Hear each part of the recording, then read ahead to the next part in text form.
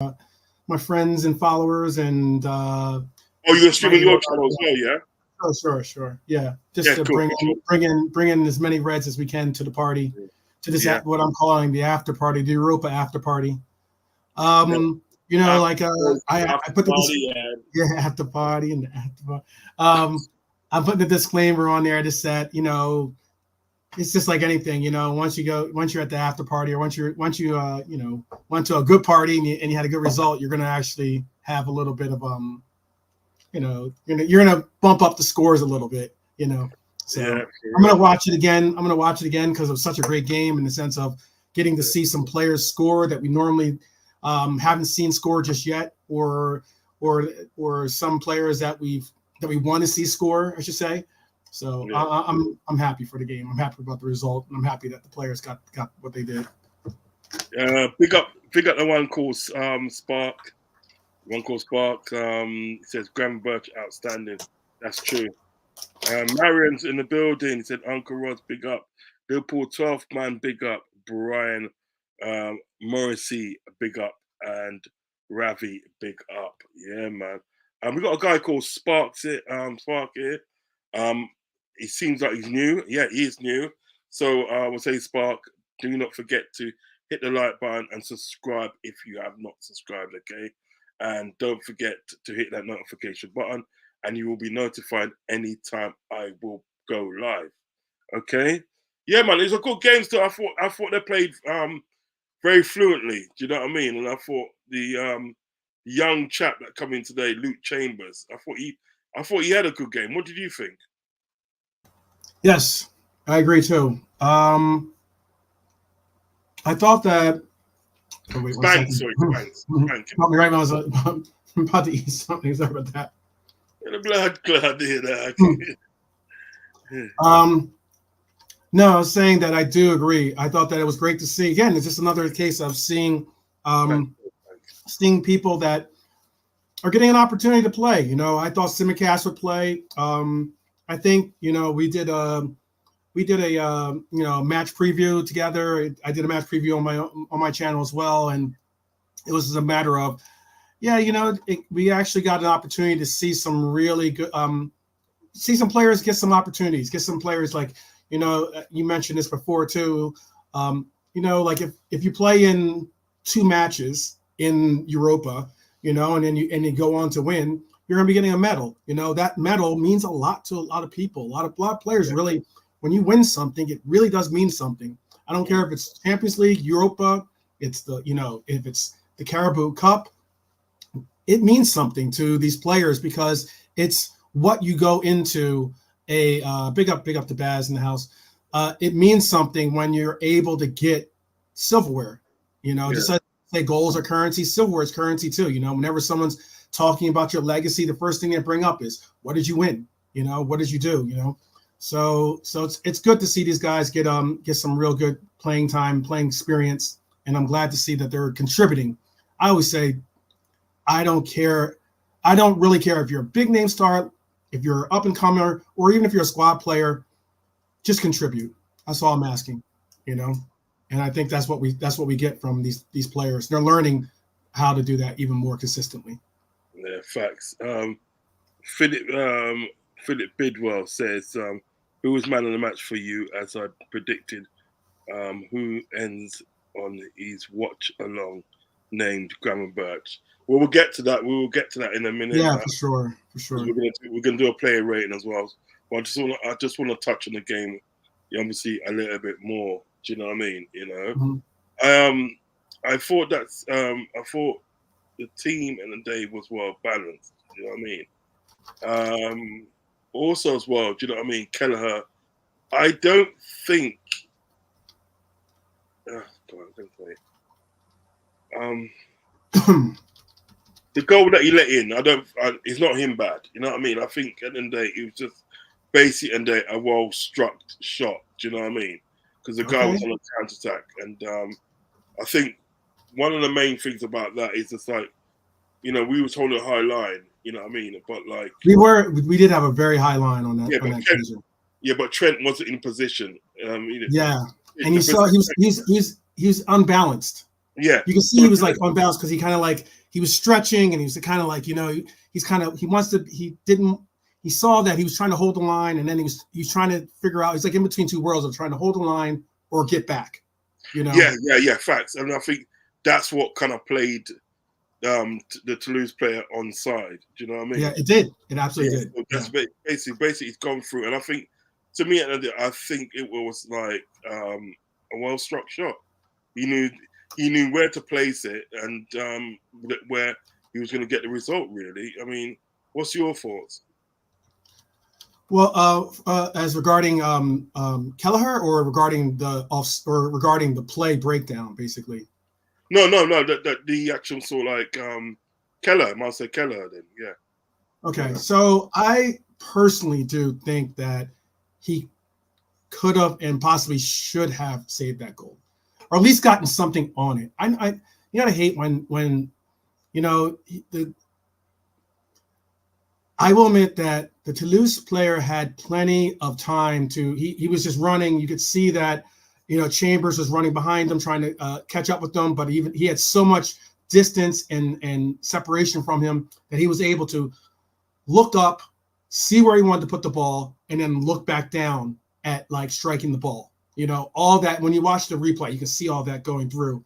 And one unique thing about it is, I just think that, Kelleher kind of like was a little timid to come off his line. And when he eventually did come off his line, or at least try to press forward more to cut off the angle, he had the angle cut. He just didn't really get a piece of it. I know I might be being a little bit, I don't want to say overly critical of it, but it's more so I just thought that he could have gotten to it.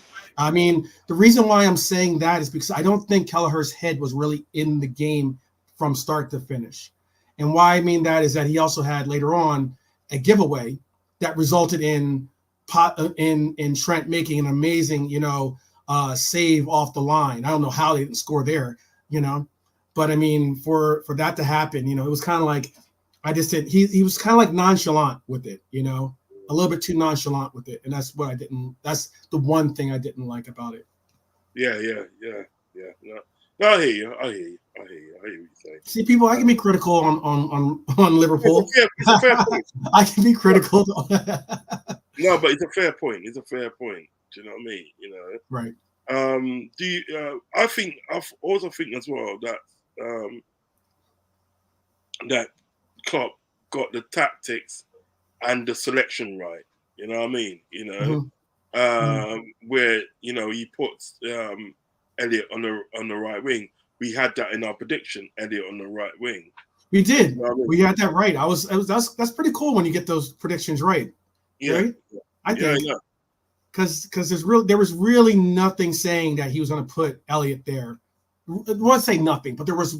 I remember, and Brian's in the chat right now. I remember me and Brian were going back and forth. Or I believe it was on. I want to say it was either my broadcast or your broadcast. Brian, you can help me now. But like, I remember I was saying how I could see Elliot playing on the right wing possibly, or I would like to see possibly. I didn't get Nunez starting. I had Hakpo there, but I mean, all the same, I was like, I could see Hatta be on the left. I picked Hakpo in the middle, but let's just say Nunez started there. Okay, I get that. But I was saying, I could see Elliot playing right wing, and he made the point of saying how he played. I think it was I want to say Blackburn or whatever team he played on for the loan. He was talking, Blackburn, right? Yeah. He was talking about how he played there once and how he just and da. And I was like, well, I think he has played there once for us as well. I do believe he's played right wing for us once as well. It might have been a cup game, whatever the case might have been, but I think he did play for us there at least once. And we've all been somewhat clamoring to see him play right wing anyway. We like his distribution, we like his energy, we like his commitment. Obviously he's not the level of scorer that Salah is, but I think that the amount of commitment, effort, and the amount of the ability to want to get others involved, his crossing ability might be better than Mo Salah's. Okay. And his ability to get other people involved is exceptional. And knowing if you have him on the right wing And when he's giving these crosses or he's trying to get his front line involved, and you know that you have Diego there, or you have Nunez there, which is what we had, or maybe even you have Hakpo there. That's a really, really good chance you're going to get a goal from one of those players if you give them some good good deliveries. What did you? I know I got here. This Nunez ringing around Anfield. We love to hear it, don't we, Mari? Yeah, fact. We love to hear it. How do you think that Nunez played tonight? I thought Nunez played. Look, big up to Redbird D9. He's in the house. Big up to Marion. All fellow Darwin committee members, basically. You know what I mean? Because I thought Darwin does what Darwin does. Brings energy. Definitely brings life to the game. Now whether it's him being one more year into this system, something I've said time and time again. It's something that people have pointed out as well, in that you saw his work previously before he came to Liverpool. His first year he kind of got his feet. Second year this is in in the Portugal league, in the Portuguese league. Second year, night and day difference, as in like leaps and bounds in the progression and growth of his game. This year, you're seeing it again. You're seeing a real dedication to defense. You're seeing a real dedication to pressing. You're seeing a real dedication to holding the line. There was quite a few times last year that he was so anxious to go forward that he was getting caught off sides. Now he's able to hold that line a little bit easier, a little bit better. He's able to understand the fact that he doesn't have to rush things. His teammates know that he's got the pace, and they know where he likes to receive the ball. It's just so great and so welcoming to see him getting this opportunity, and for him to be performing, and for people like, again, Marion, who's got a big heart crush on him, but Redbird as well, who's got a big heart crush on him too.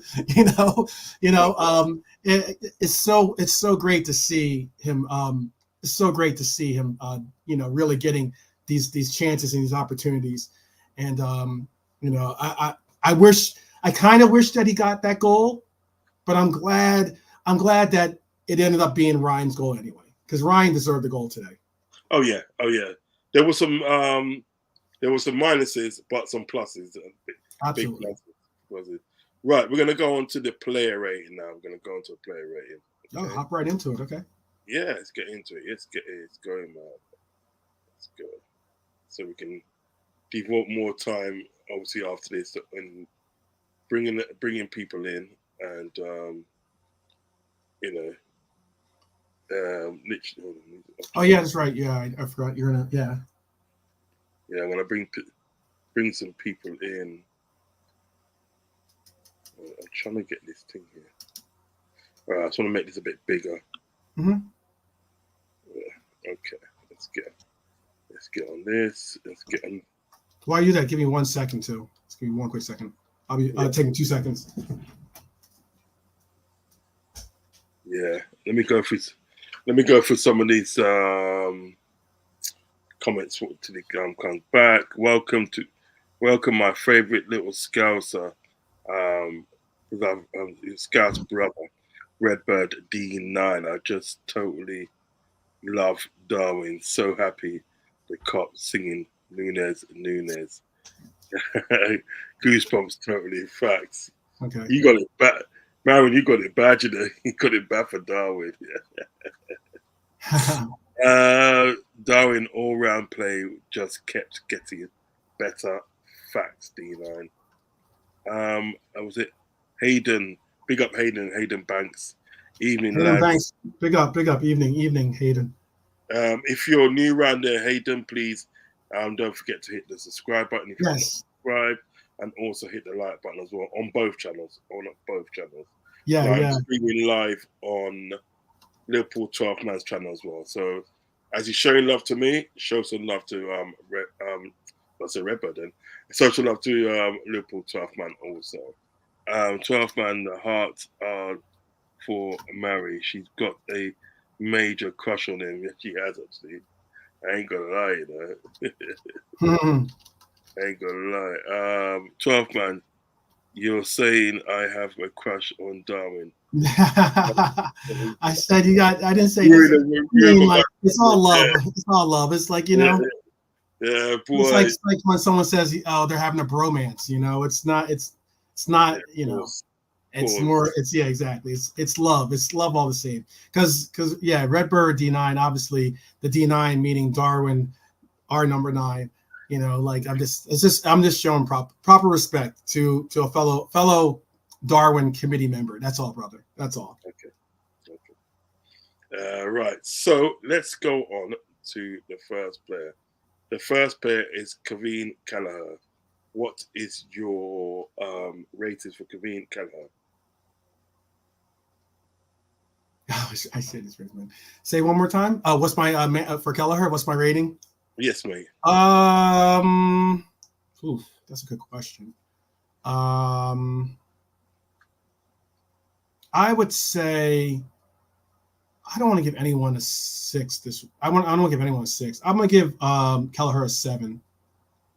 Kelleher, cool. Average. Cool. It was average because I mean he's close to. He could get a 6, to be honest with you, because I really do think that I'm taking the first answer because take my first one. Yeah, it's a party. Like I said, I already said that it's going to be.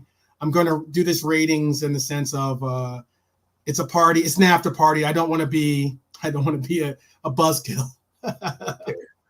So because Brian gives him a 10. Wow. And he's joking. He's joking. He's not joking. Redbird gives him 6.5, but the gem. I'm going for 7. I'm going for 7 for Kelleher. So Kelleher, a 7. Okay. I just got as well to put in something quick.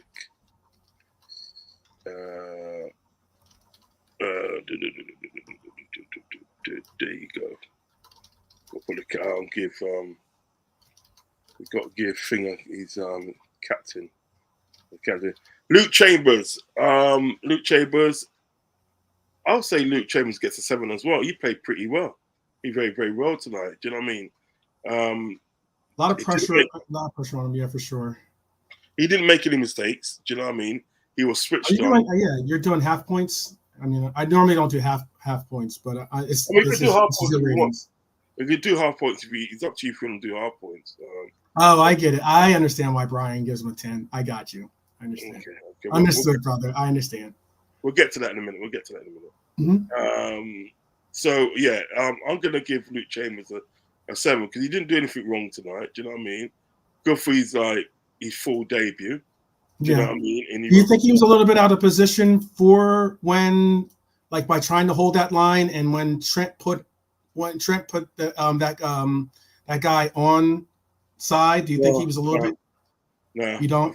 Okay. I think it was Trent. I'm just asking. Yeah, no, I think it was Trent mostly. As I said, I couldn't see anything that Luke Chambers did wrong tonight. So, I'm going to give him a 7.5. You know what I mean? Okay. 7.5. What say you? I'd give him a 7. I enjoyed the fact that it's, he's going to learn from this experience. It was a very big, a very big stage to step on, basically. It's a very big stage to step on, knowing that there's a lot riding on you playing in this match, in an important match in front of all of the home fans and everything else, and playing with all these different players around you. I'll give him a 7 under that attribute. Okay, we can split the difference anyway. 7.5. You gave him an 8. Okay. No, I gave him 7.5. Oh, okay. 7.5. No, because you said you split the difference. That's all I was asking. Because I thought I gave him a 7, and if you gave him an 8, that means 7.5. That's what I mean. Yeah, but okay, yeah. I hear what you're saying. Mm-hmm. Wrong choice of words for me. I feel you. Trent save his butt. I mean about Kelleher. Do you know what I mean? 6 for me. I think he must be talking about. He's talking about Luke Chambers. He's talking about Luke Chambers. Mm-hmm. He's Irish. He gets a 10. I like it. I like it, Brian. I like it. Mm-hmm. Hayden Watu, the Warrior, slapped a few haters tonight. Yeah, they did. They did. They did. Obviously, go in there. Redbird says, Brian, with the Blarney, the Blarney, Hayden says 7 for his first game. Yeah, see, yeah, cool. Kelleher 7. That's Marion.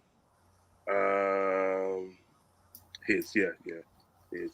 So what I'm gonna do, 7. What I'm gonna do, I'm gonna put him down to a 7. Okay. Mm-hmm. Put him down to 7. That's fair. Still a good. That's still a good mark. Yeah. Right. Okay. So what I'm gonna do is start a couple of these ones here. Let me start that one, and that one.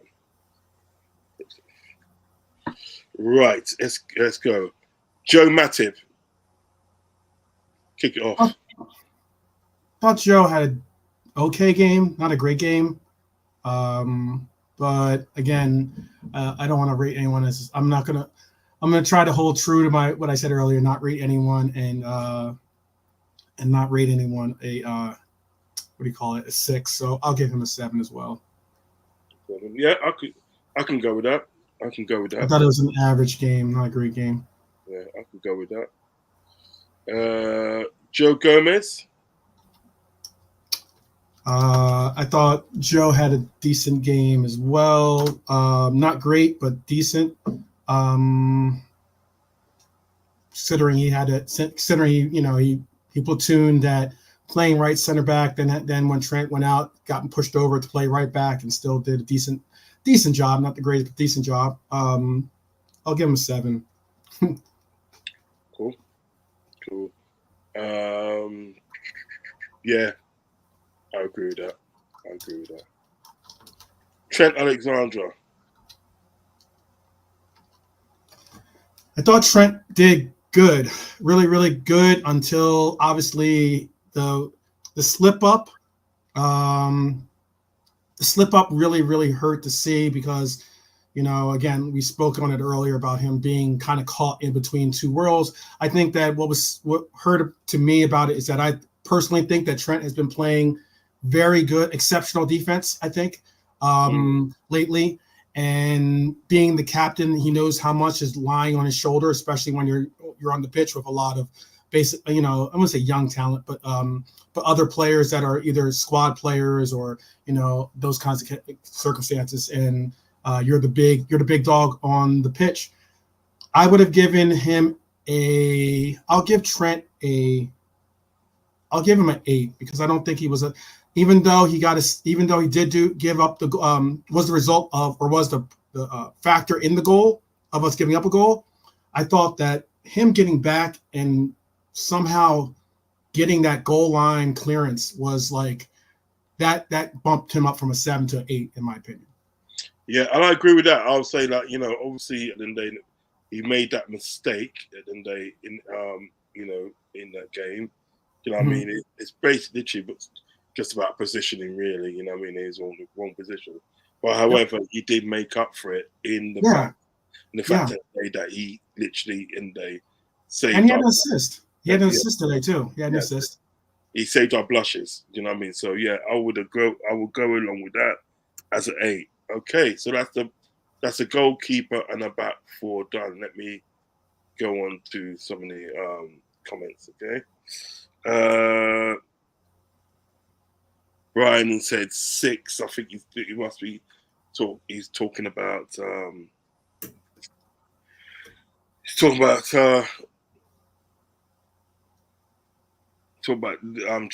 He's talking about Chambers.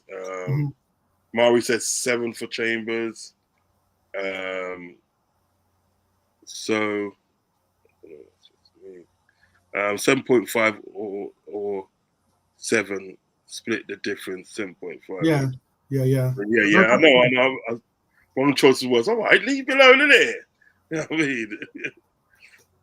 mean? 5 is par, 6 is good. Is a good I think game. yeah, that's his ratings. Yeah, for me 7. For me, I always say like I go 1 out of 10. I say 7 is. I look at it the same way. I don't know if some people's grading in schools is different. I understand that, but if you got a 70 if you got a score of a 70 on your test, that's a C. In America, at least, that's a C. That's average. That's called average. That's why I'm saying a 7 is average. 6 is a D. That's a little below average. And obviously 5 and 4, 3, 2. All the other numbers are just like F's. Okay, no problem. Brian says 6 for Matip. Joey gets 7 from Redbird. 7 for Matip. That's from Marion. Yeah. Gomez 6. That's from Brian. Let's go. More of these comments. Marion says 6.5 for Joey. Ryan Mossy pretends Chambers did since he gave Kelleher a 10, I said, yeah. Pretend Chambers did a 23andMe, which is like a ancestry test, and he has a little bit of Irish in him or something. Maybe then maybe he'll bump him up a little bit. Bump his grade up a little bit. Redbird says 7 for Matip, and Trent 7 from Brian. Okay, let's go on to the midfield now.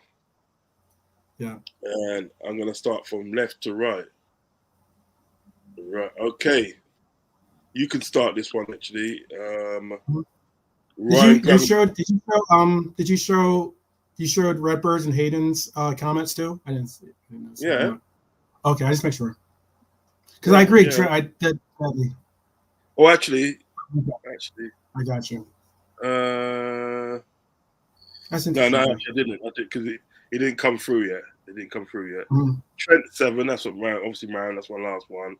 And 8 goal line save. That's from Hayden for Trent.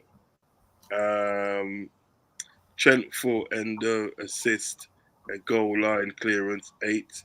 Redbird and. I know he's telling me now what's going on. I guess you can't see the comments on there for some reason on my channel. It's interesting. Okay. Brian, neither can I. That's from Redbird. And then a big up thanks for let me know, Brian. Thanks, cool. Right, okay, so we've gone through that. Let's now go on to the midfield. Right, Ryan Gravenberch. What you say for Ryan Gravenberch? I'm gonna say for Ryan, I want to give Ryan. I do want to give Ryan I want to give him a 10. I think he played well. He played excellent. Hayden said 1,000 out of 10 in there. I know. I like it. Go on, Hayden. Big up, man. Big up. So what you giving Gravenberch then? Yeah, I'm gonna give him a 10. 10. Well, so far he gets the man of the match then. So far. Yeah, but I can't really see anybody beating him because he's an all-round game and they were superb today. It was absolutely. He's one. There were a lot of really good performances today though too. Yeah, but he's one stood out for me. Do you know what I mean? So yeah, I agree with that. 10 out of 10 for Ryan Gravenberch because as I said, his all-round game was perfect for me. He was rescuing the ball. His runs were great. Do you know what I mean? And for the way he played the game, all right, it was like, he deserved the goal. So I'm not really too fussed about the fact that they sort of like, Endo obviously missing that, hitting the post because it resulted in Ryan Gravenberch scoring. However, if Ryan Gravenberch didn't score, I would have been obviously a bit more You know what I mean? So Mhm. yeah. So Hayden's a 1,000 out of 10. You know, it's not that 1,000 out of 10. Marion says 9 for Ryan Gravenberch. I just mean I'm watching Rod's channel, so you need at me on here, not your channel. Okay, I got you. Okay. Ryan Gravenberch 8 from Brian. Can we have 2 man of the match? You know Yeah, what? It's a party. It's it's a a party. party, man. It's an after party. It's a Exactly, party. It's a party. We have 2 men of the match. We have 2 men of the match. It's a party. It's a party. exactly. It's not it. Ryan looks class 9.5. Dennis you can Hayden, that's my vote to share my man of the match. Gravenberch still had work to do. Yeah, he did. He still had work to do. Of course he did. Yeah. Absolutely. To finish the Nunez chance. Yeah, he did. Yeah. Right. So Ryan Gravenberch gets a 10. He did. Okay. So You know what, too, though? I will say this. I would have liked to have seen. I know Nunez missing the goal. Okay, brother, you missed it. Cool. Keep your head in the game. Like, I know, like, he kind of like was like, yeah, he's just all in his emotions a little bit too much right there. It's just like, yeah, just stick with it. Do what Ryan did, which is like, always be prepared, because that was the one exceptional thing, or not one, but one of the exceptional things we saw from Ryan, which is, hey, he still followed the play in, despite the fact that, that is most likely going to be an easy goal. He could have just passed it in. He could have possibly even like walked it in to the goal, basically, Nunez practically. And Ryan still made a point to say, I'm going to follow up. He ended up getting the rebound. He ended up still having enough composure to take on the goalkeeper and then slide it past, the player holding the line. Hey, that was a great play by Ryan. Period. No, but I think what it was, Dave, in respects to Nunez, when he missed the shot, and obviously down the floor, and he's like, oh, fuck, like that. Yeah. But then he kind of looked up and saw that Ryan Gravenberch scored anything, and he was happy. Do you know what I mean? Yeah, yeah. So yeah, it's like the only cooler thing would be if that could be considered if it could be considered an assist. That'd be cool. That'd be quality, actually. That would be right. One of the funniest assists I've ever seen. It's true, though, isn't it? I wish Klopp would keep Darwin on. I'm sure he would have got another goal because he was it miffed when he hit the post? Yeah, he was. Yeah. I agree with that. And then what's cool about too is I think Nunez, when despite the fact that he missed it, he still had you could still see that he wasn't like really deep in his feelings, deep into his feelings when he was getting taken off the pitch. It wasn't like he was angry at himself, or it wasn't like he was like like kicking up dirt because he was having to come off. It was more so he's like I had this opportunity. It's okay. I'll have plenty more. Let me just start this one here. Endo, I'm giving Endo a 9. I'll give him a 9. I thought he played brilliantly today. Do you know what I mean? Destroying a lot of like. Okay, let me wait. Let me move over. Good. Let me move over. Actually, so you want to say it to him? Say it to his face. Yeah, man, you get a 9, brother. He was good. He's such an idiot. It's funny. No, he gets a 9 today because I think he played very good. I think he showed why I would like him to start more games than what he does. Do you know what I mean? His all-round play was good, and plus he scored a brilliant header for the height he is. You know what I mean? Yeah. For the height he is in the day, that was a brilliant goal. Do you know what I mean? He just like used every neck muscle that he had and they to put that goal in the back of the net.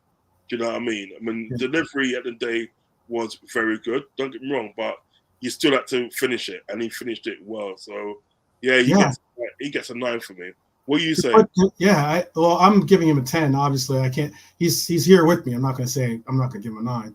But But I can tell you this is that like for you to know how he's not the tallest person on the pitch, how he's able to do what I said earlier, which is get in places like Diego is able to do and be able to connect with crosses and be able to get his head on the ball and actually get a little velocity underneath the ball. I mean, he put placement and it had a little bit of movement underneath it too. You know, that's not an easy thing to do when you're trying to when you're getting a cross and to be able to redirect it and actually have some some decent velocity on it is an accomplishment. So I'm giving props for that.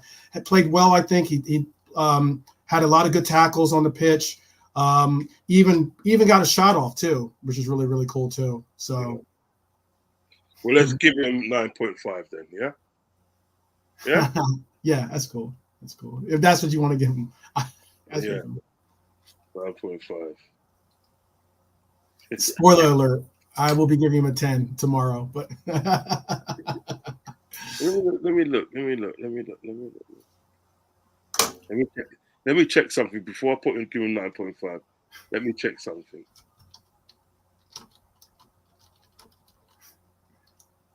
Yeah, I can see why you done a 10. Yeah. I see where you done a 10 now. I see what hold on, let me just take this charger out. I see why you done a 10 now, my friend. I see. Yes, he gets a 10. Oh wow, okay, good, cool. I see why you done a 10. I see he why. Played really, really. I mean, he played exceptionally well. No, I mean, he's all over the pitch.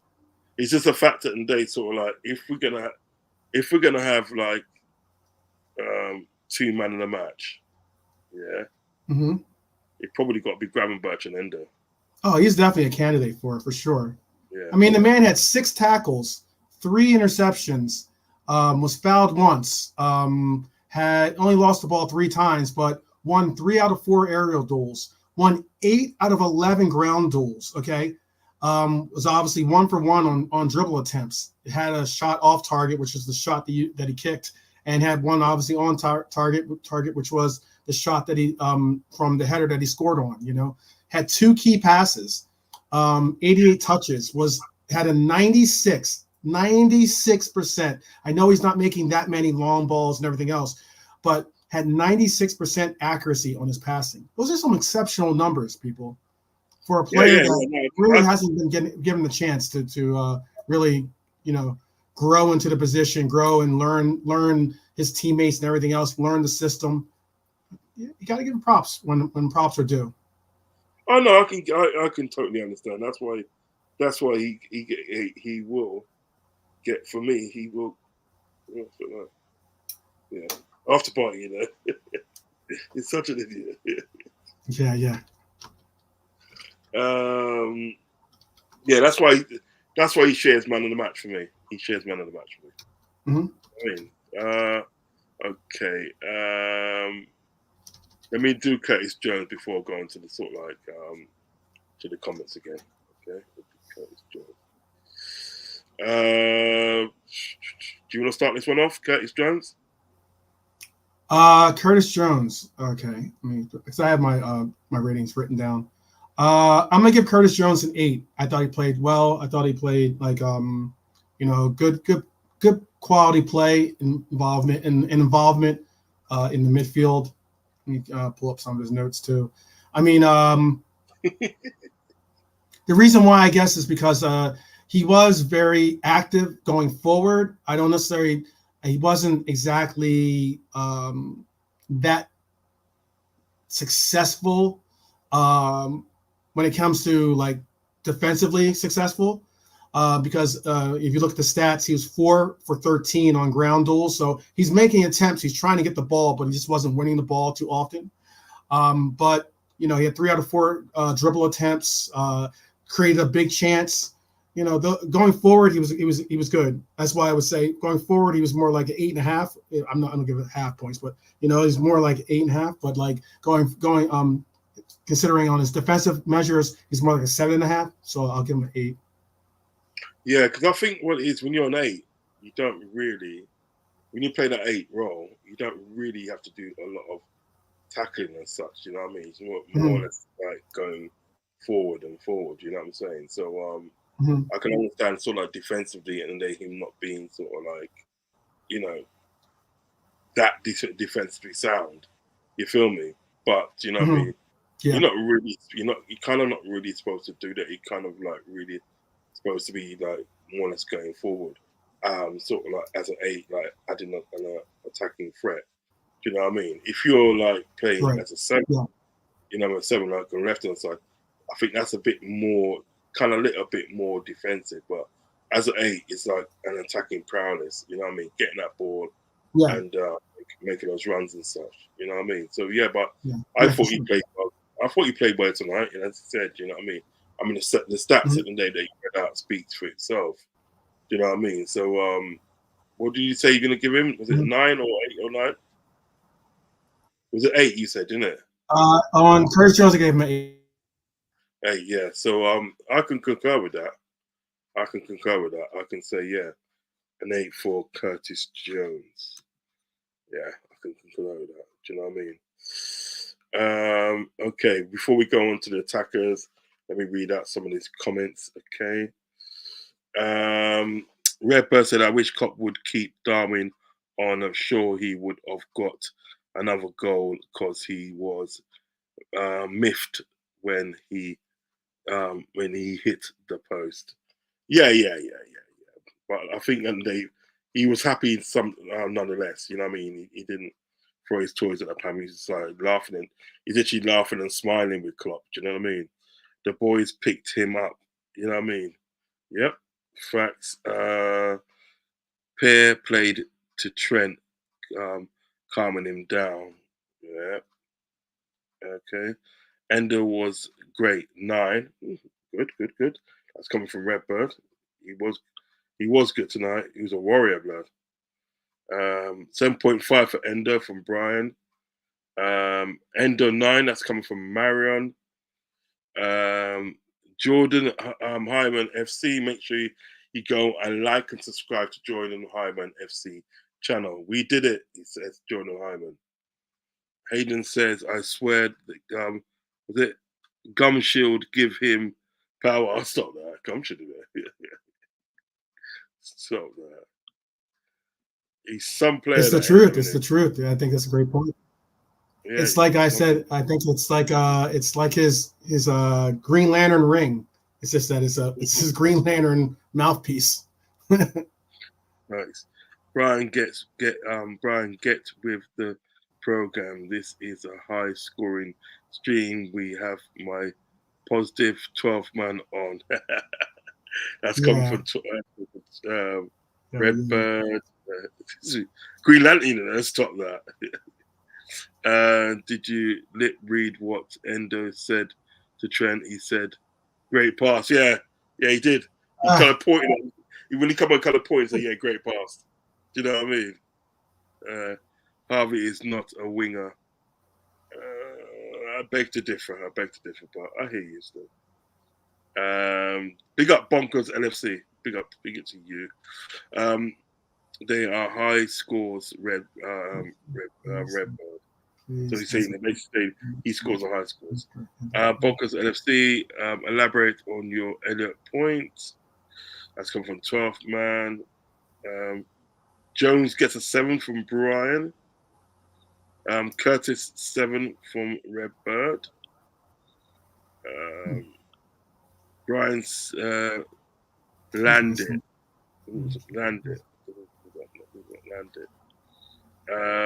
Jones 7 from Marion. Brian, I know I'm messing with you. 12th man said, big up to all that are rocking with us in this Europa after party. Fact, my brother.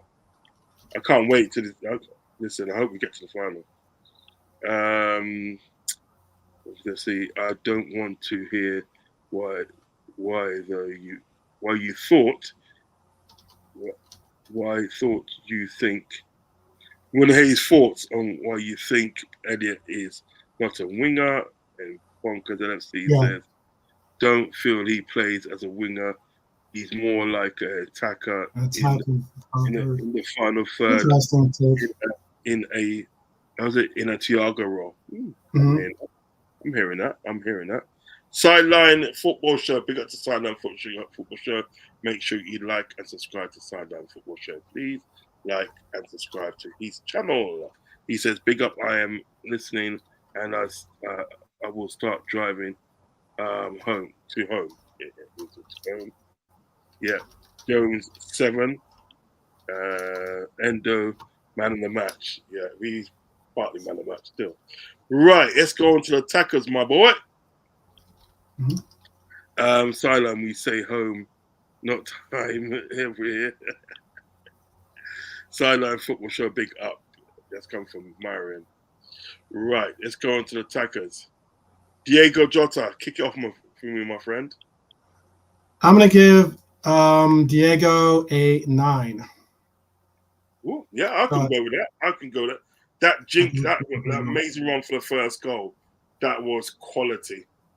That was quality. Yeah, it was. It was a great run. Yeah, and his all-round play in the game and the day was good. It was very good today. You know what I mean? It was very good. So yeah, I can go with that. 9. Right, Darwin Núñez. I'm giving Darwin Núñez a 9.5 today. Giving 9.5. I thought he was great. Thought his play well. Not, I wouldn't say he was man of the match quality, but he played very, very good nonetheless. I'm taking a half a point away, obviously hitting the post towards the obviously towards the end of the game.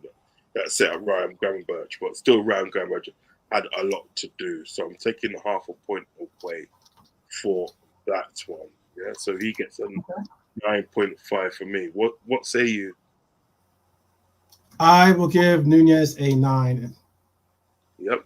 Cool. Oh, I tend to not give half points. Let's give round up or round down. Okay. Cool. Your thoughts on how he played tonight?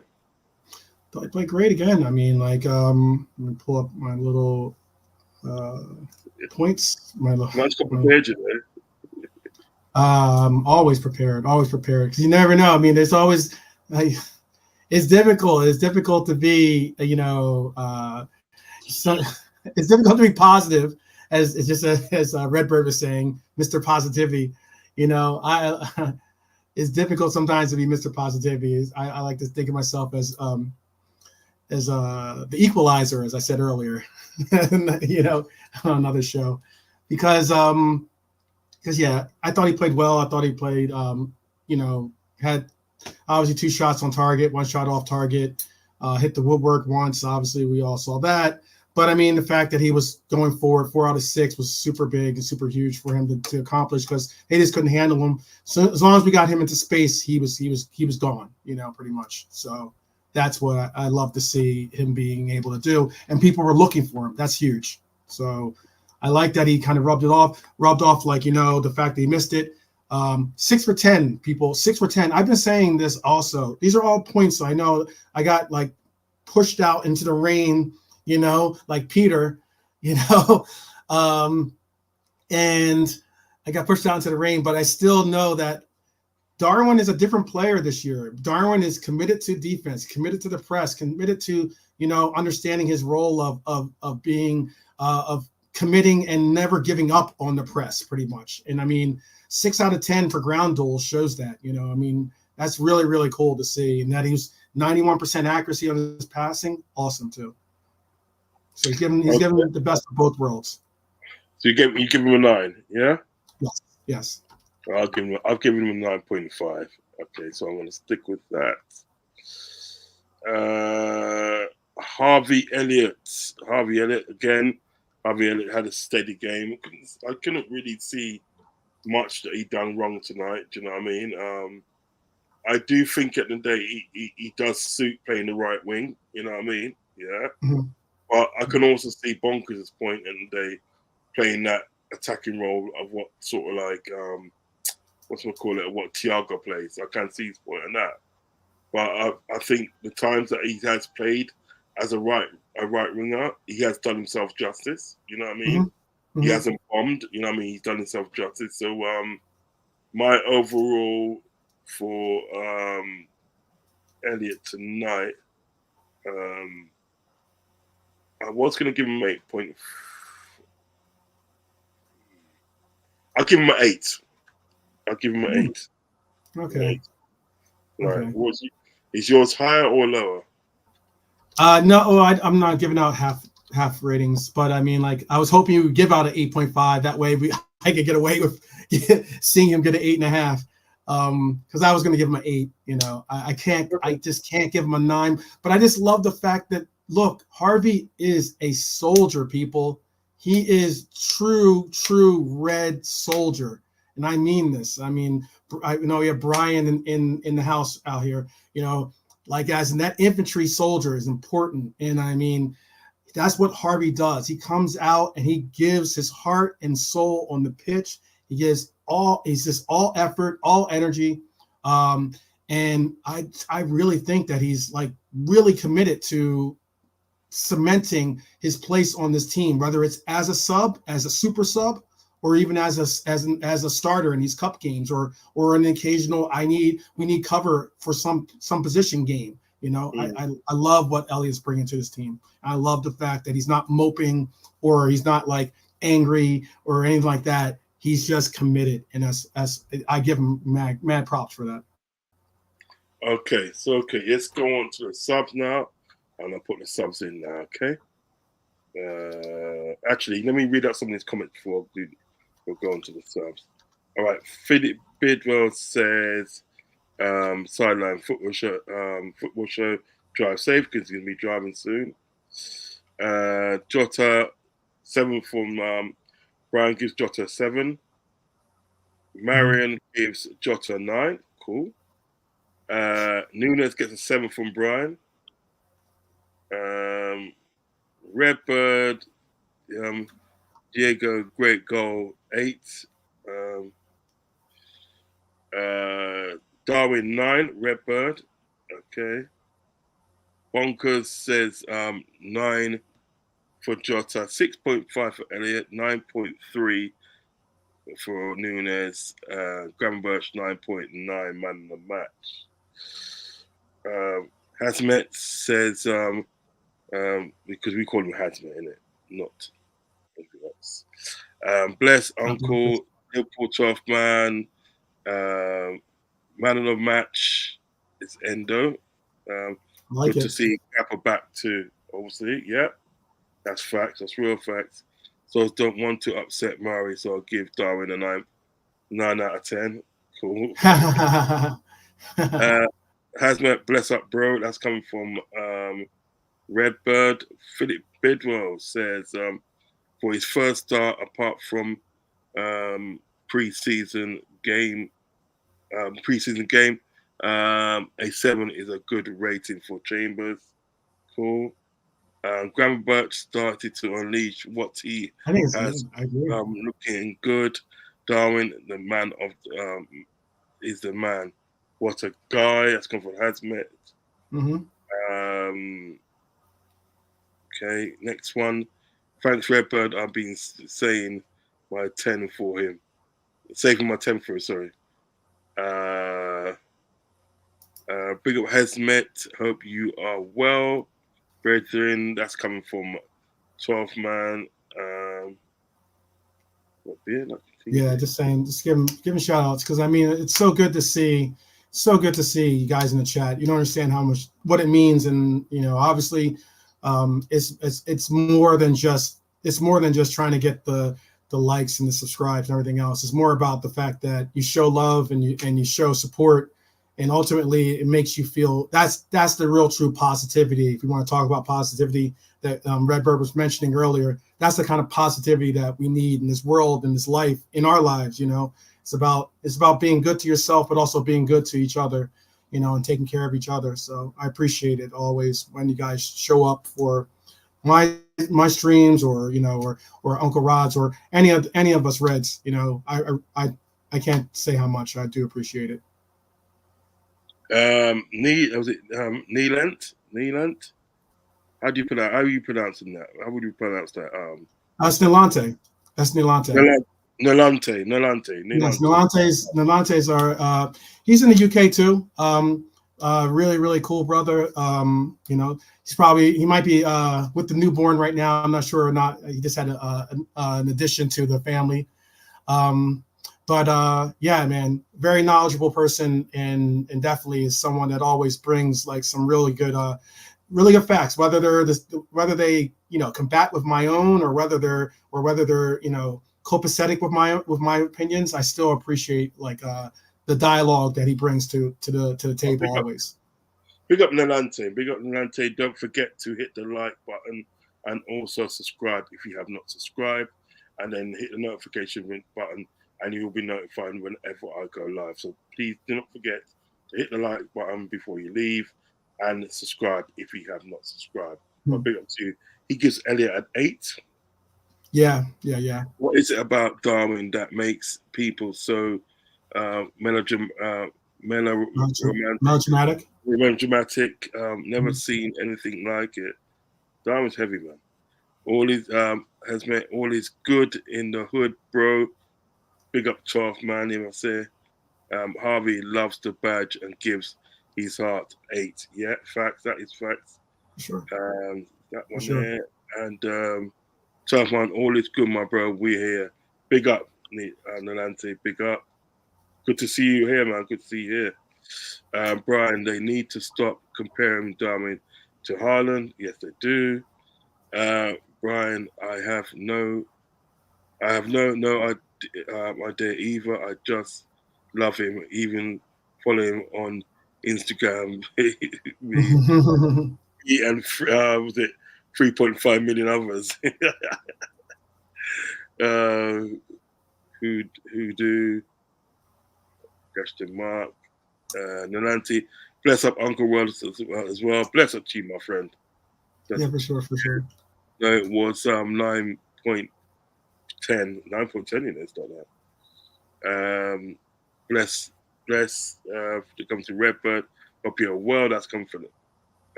Has met good bro. Hope all is well with you. Right. So let's just go for these ones. Brian, I've heard many fans comparing Darwin to Haaland. Yeah, they do. People should chill. Fact. It's all good. Right. Let's go on to they're two different players, to be honest with you. Yeah, I can't stress this enough. They're two different players. It's unfortunate that if he had joined Liverpool maybe the year before Haaland joined the league, or maybe the year after Haaland joined the league, there'd be completely different analysis of what Darwin is what his expectations are for Darwin. But realistically, I think Darwin is a more rounded football player. And what I mean by that is that I will concede that offensively, Haaland obviously is a goal threat. He's a goal scorer. He's one of the best that we've had the pleasure of seeing in a long time. But when it comes to all-around player, I don't think that Haaland brings the same attributes that you get out of Nunez, and which are what I mentioned earlier, and that is you don't get the commitment to the press. You don't get the fact like he's more of a poacher. Like, it seems like Haaland's more of a poacher than he is a all-around number 9, and that you're going to get a player that's going to track back and help out. How many times have we seen Darwin helping out in defense? And I mean helping out deep into the defensive measures. Those are why I say what I say about the fact that I think he's a little bit more complete, more rounded, completely rounded player than Haaland. Not saying he's a better player or worse player, just saying he's just a more complete player when it comes to all around attributes.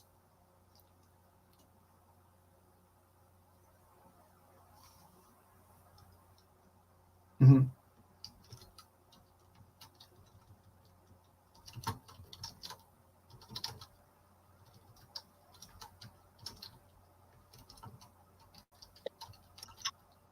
So yeah, I'm here. I saw you, that it got your thing.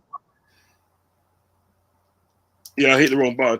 I can't get scanning up. He's not a database. Okay. So let's just give his rating like that. You know what I mean? Yeah. Mm-hmm. We'll just give you. I'm gonna keep Chambers in there. Yeah. Mm-hmm. Chambers. I'll keep Chambers in there. Right. So what you giving Scallion as a sub? I said I wasn't giving anyone a 6, so I'll give him a 7. It was okay. It was okay. It's good to see the youth come out and play. It's good that he didn't that despite the bright lights being on you, that you're able to put an actual effort and commitment to it. He'll figure things out. There was a play I remember distinctly where he almost let in or gave them an opportunity. It was the one that he was running to basically, he thought he had more time to basically save the ball from going over the touchline. And then by doing so, he basically gave it to the Toulouse player. So, and then that started them on a break. That's something that he'll learn with time as to kind of like, you got to know when you got to pick and choose your battles, basically, and that's something that I think was. So you give him a 7. You give him a 7. Yeah, I'll give him a 7. I made an earnest. It's after party. No 6s allowed. See, the bouncer's letting no 6s in. It's true, though, isn't it? 1 second.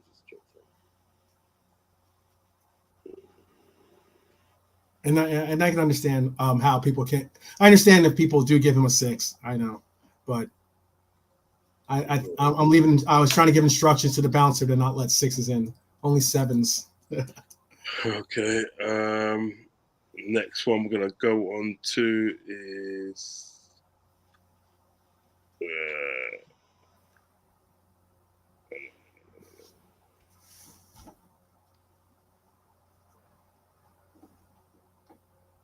Cody Gapper.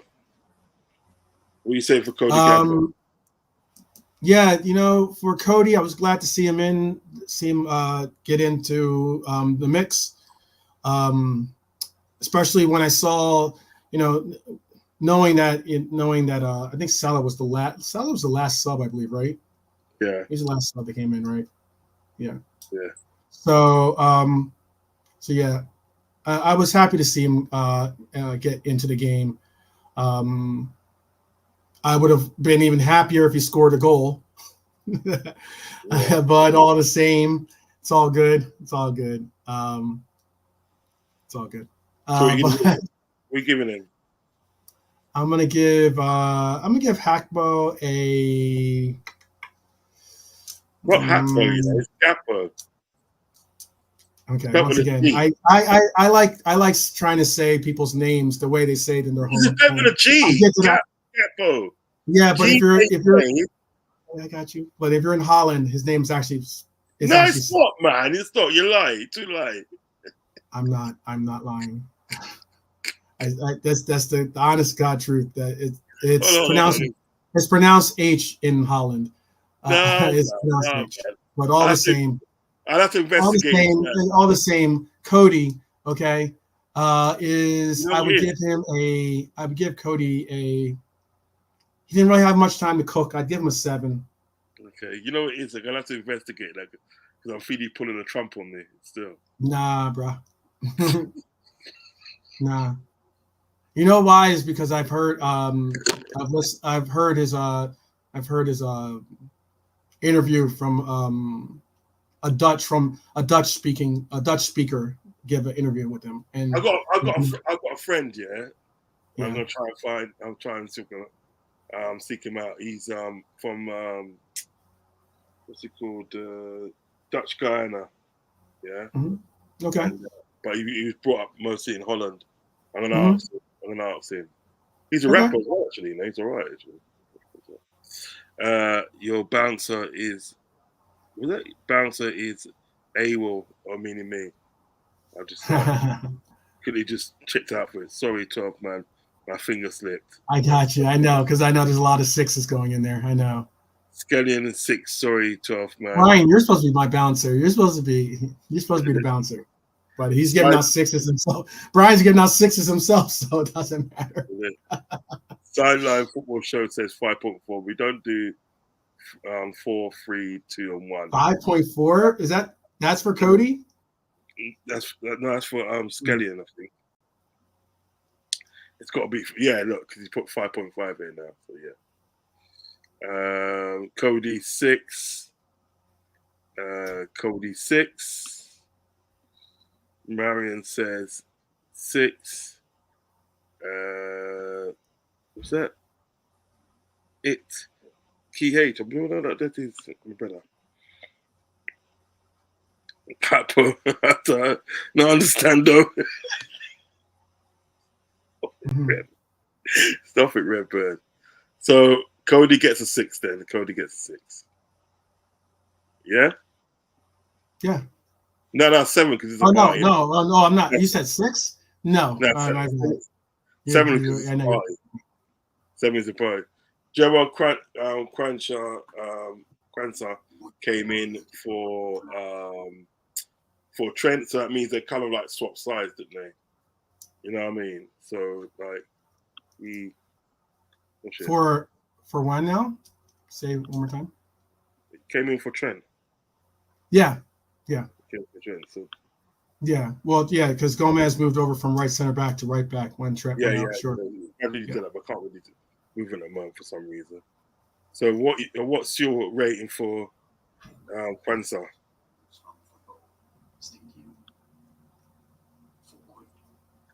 What's your rating for Kwanzaa? For Kwanzaa, again, he didn't really get an opportunity to do much. I didn't really see him really, do anything incredible. So I give him a 7. Win. Alante says 12 man. I agree with Darwin and Nana says versus Haaland. Problem is that if next game was if we win, we get the title. We get the title. Haaland will get it for us. Nunes won't. We need ruthless finishing. Yeah, we do. What was you gonna say?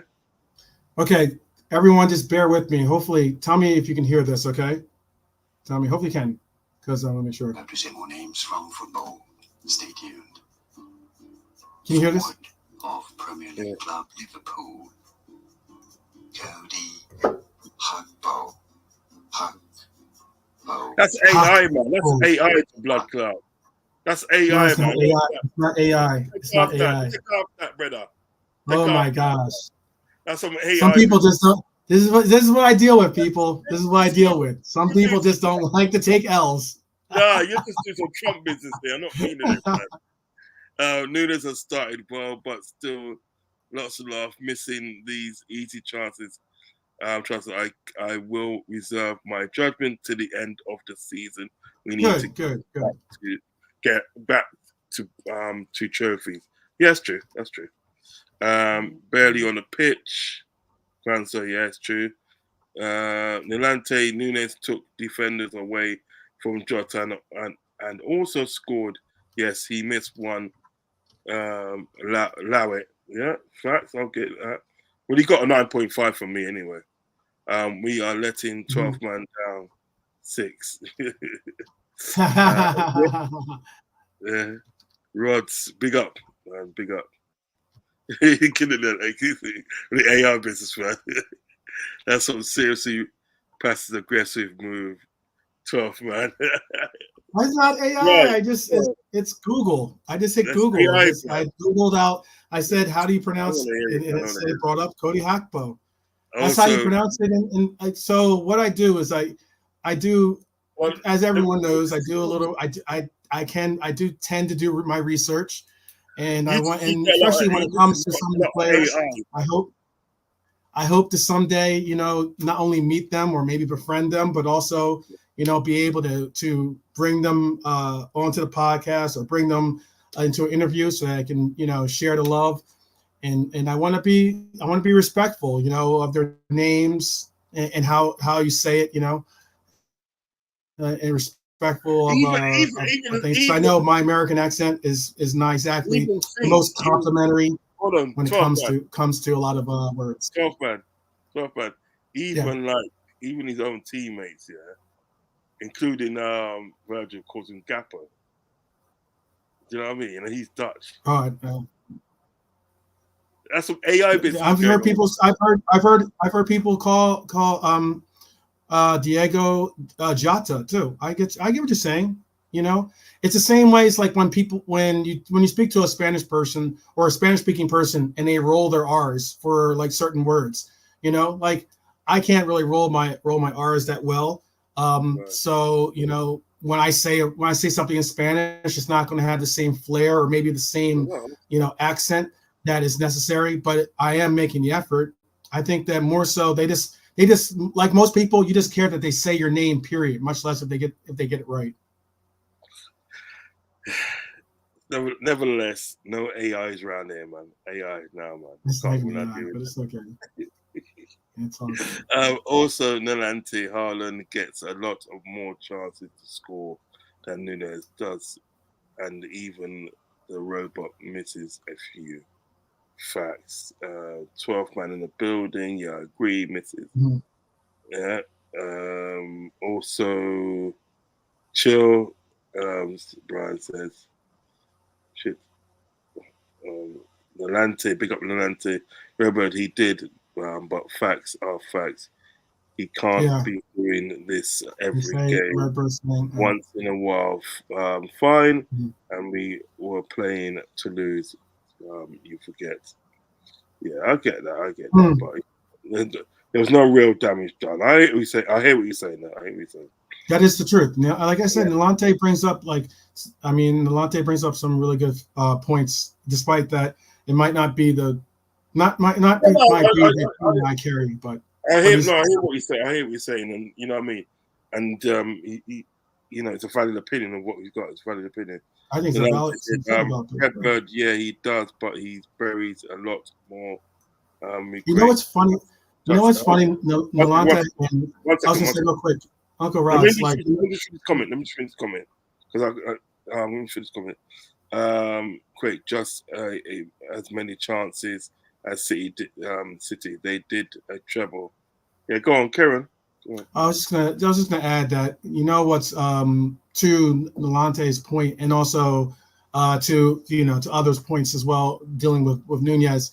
What's unique about Nunez is sometimes, that opportunity looked like a very easy goal to score. He probably could have taken one more second or one more breath before taking it, and that would have been the difference in him being able to put it home. But with that said, we've also seen him put two very, very difficult goals in when it came to our game against Newcastle. Yeah. Okay, those two goals he scored against Newcastle were two top-notch goals. And it was one of those things where he just powered it through and is able to just like find the smallest sliver of space to get it through. And it's one of those things where sometimes it's amazing how some people can sometimes miss the easy ones. I get it, but also it's you got to give them credit when they make the hard ones, when they make the more difficult ones too. You know what as well. I've seen other players at the day sort of like miss chances like that as well. I've seen other players miss chances like that, so it happens. It is what it is. Mo Salah. The fact that Mo Salah got onto the pitch and was able to score a goal in a little bit of time that he had, he was like, really, really trying to get. He was definitely probably in Klopp's ear, hitting. He probably has a special button that he's able to like click when he wants to get in. When he's sitting, probably gives him like a button that goes off in like a earpiece for Klopp. But yeah, it was good to see him play, or at least get his goal, because I know it's important. He loves goals, and I'd give him a 9. I'd give him a 9, considering he got the goal in such a small size. What did you give Kwanzaa? I gave Kwanzaa. I gave having Kwanzaa a 7. And he gets a 9. Cool. Yeah, I would have given him like I concur with that. He was only obviously on for a little time, but in that little he was time, only he was on for such a small sample size. yeah, but in that time that he literally was able to sort of like create a chance and plus put it away. So yeah, you have to give him a 9 for that. And plus as well. Yeah. I mean, he's on for 20 minutes, scores a goal in 20 minutes of play. He scores a goal, but again, he had one shot. His one shot was the score that he did. He had 17 touches, only 9 for 12 for passes. So, I mean, like he wasn't able to get super involved, got fouled once. But yeah, give him a 9. Okay, cool. Right, I'm going to open the phone lines now. I'm going to put the link in the chat. So if anybody in the chat wants to come on and talk about the game, give their opinion on the game, they can do so. Mm-hmm. They can do so. Okay, so let me put it in right now.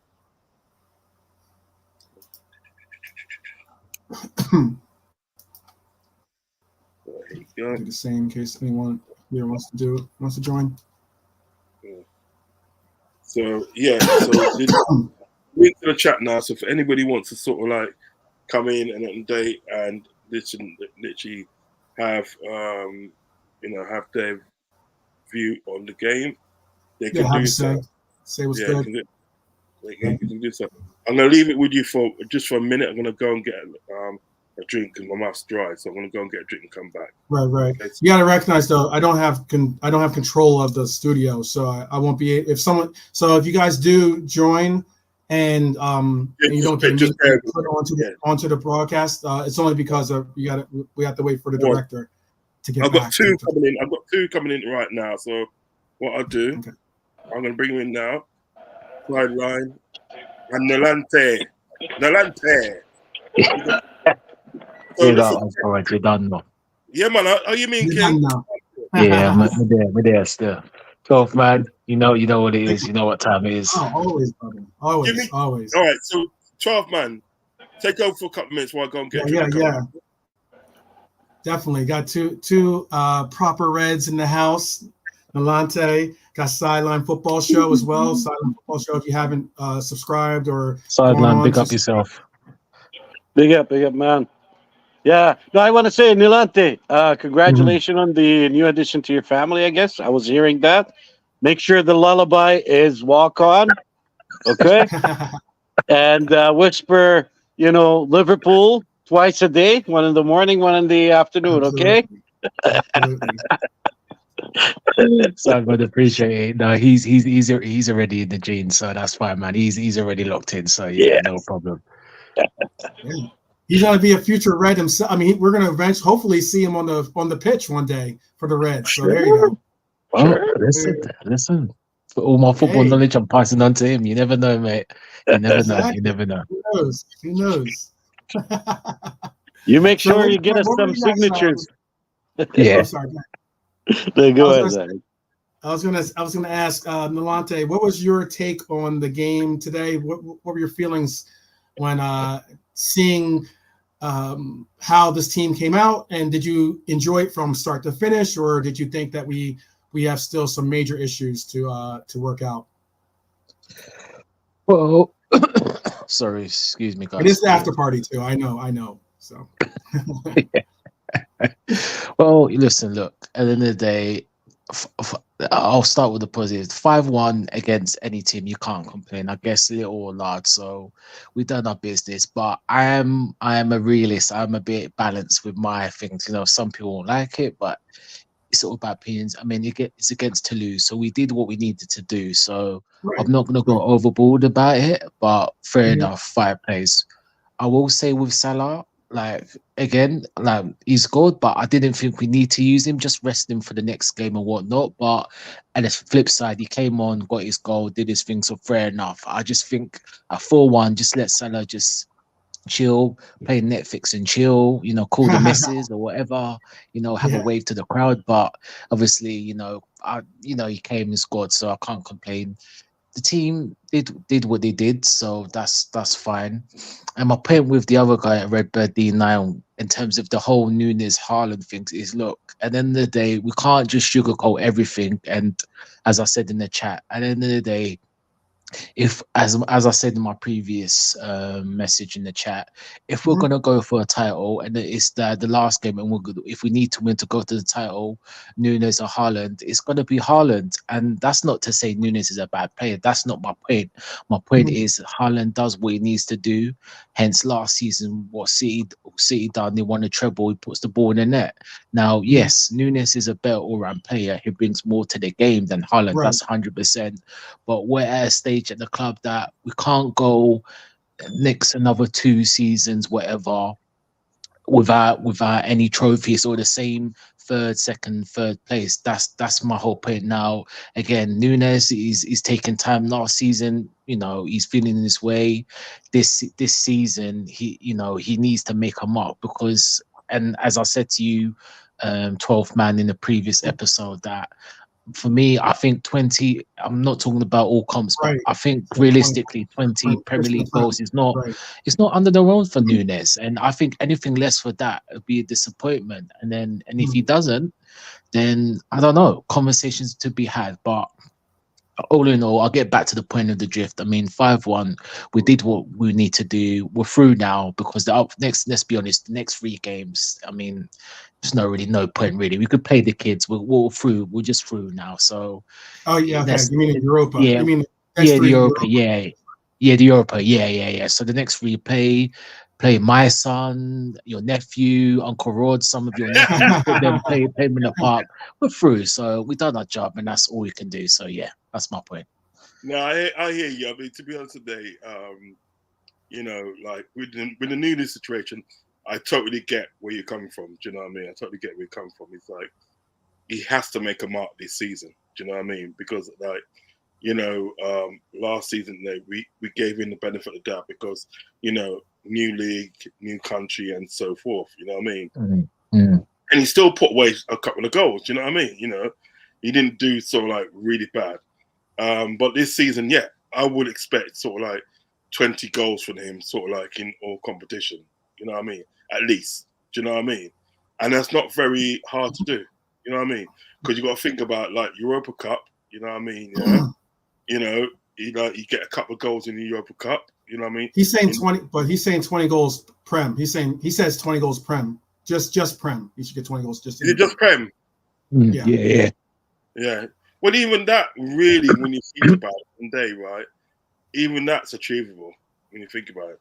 It is achievable because Jota in one season and they got 20 goals in the Prem. Well, most of them was in the Prem. I think it's about probably like 15 or so was in the Prem, and the rest was like other competition. So it's not really and they sort of like hard to achieve. Listen, if he gets 15 and the rest of the day, you know, in other competitions, I would be happy. Do you know what I mean? I would really be happy still, because that means that we're walking away with something. We're definitely walking away with something this season. Do you know what I mean? Whether it be the Premiership, Europa Cup, FA Cup, League Cup. Do you know what I mean? We are walking away with something. And I think to be honest, at the end of the day, I don't mean to boast or anything that I was get ahead of myself, like these Spurs supporters seem to be doing. Well, a few of them, not all of them, but a few of them, right? A few of them are still well grounded. But like, I feel that we can win this tournament, Europa Cup. I don't really see any team in that Europa Cup that's really going to hurt us, really. Yeah, you have to wait. You have to do, Uncle Rodz, you do have to wait until. The one unique thing is this, and this is just my. Yeah, but you're talking about but just 12 man, quick. You're going to talk about the fact that they have like teams that they coming down from the Champions League into sort of like Europa Cup. But the thing that those teams that they sort of like that's coming down from the Europa Cup, for the Champions League into Europa Cup, it's not as if we haven't played those sort of played those teams before, right? B, it's not as if we ain't played teams like them before. You know what I mean? It's not as if people got to realize that just because we're in the Europa Cup this season it doesn't mean that we haven't been in the Champions League. It doesn't mean that we haven't won things in Champions League. It doesn't mean that we haven't played the best of the best in the Champions League. You feel me? Yeah. Yeah, but really and truly, I don't really see any team really. And to me, this is my obviously appealing. I don't see any team at the day that's going to give us major worries. Even a team at the day coming up for Champions League from the Champions, because you're not going to get a Real Madrid coming down, are you? You know what I mean? You're not really going to get a Barcelona coming down. Do you know what I mean? Mm-hmm. Or Bayern Munich coming down.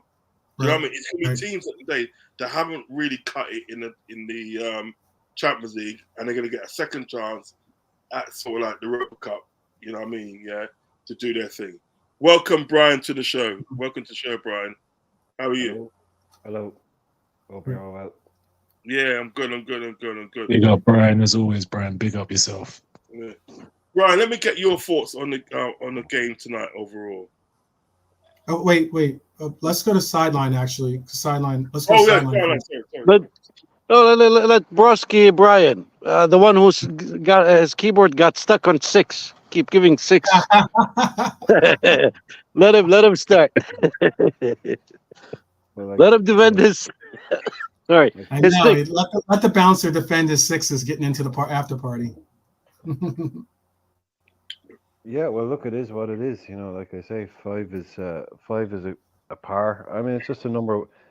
The way I look at it is, I know they're just match ratings, but it's if you give someone a 10, then someone else will come along and will have possibly the most ridiculous game you've ever seen, and you want to give them a 10, so you're then saying that player had a game equal to, you know, Joel Matip having a good game against Everton or something like that. So that's all. You know, I just need to tone it down a bit. Leave yourself a bit of room. You know, leave yourself somewhere to go. You know, so that's the way I look at it. But you're talking in the individual games, it's like, yeah, I'm giving the guys like, he had a great game, he had a good game, but they're just 7. That's just me. That's just the way I do it. But the game itself, yeah, look, that's what you want. I said it. I wanted a more convincing version of the game against Union, where it was us at home against a lower league, European team. You should be putting 3 or 4 past these guys, winning it easily. A few minutes for lads that don't normally play. Maybe a debut for a kid or a kid who comes on late on, and you win it comfortably. People that need minutes get minutes. People that need a rest need a rest. Sometimes because we do all this the way we do it, there's a natural tendency to go too far into it, overanalyze. Go too deep into it. It's a Europa League game against Toulouse. You win 5-1. The boys get a few goals. Everyone moves on. Everyone gets a few minutes. And yes, Scanlon, Chambers, they have the best night of their lives so far. It's all good. That's what you want. That's perfect from this game. Mo comes on because obviously he's addicted to playing football and getting goals. He's like, I want one here. I can see what I can add. He's adding these up. So he's like, no, let me on the pitch here, boss. And he does. Sticks another one on the goal scoring record, so fair play to him. But it's a perfect night. You give everyone who you want to give a rest, give them a rest. The boys who come in, nice enough, easy night, and fair play to Toulouse.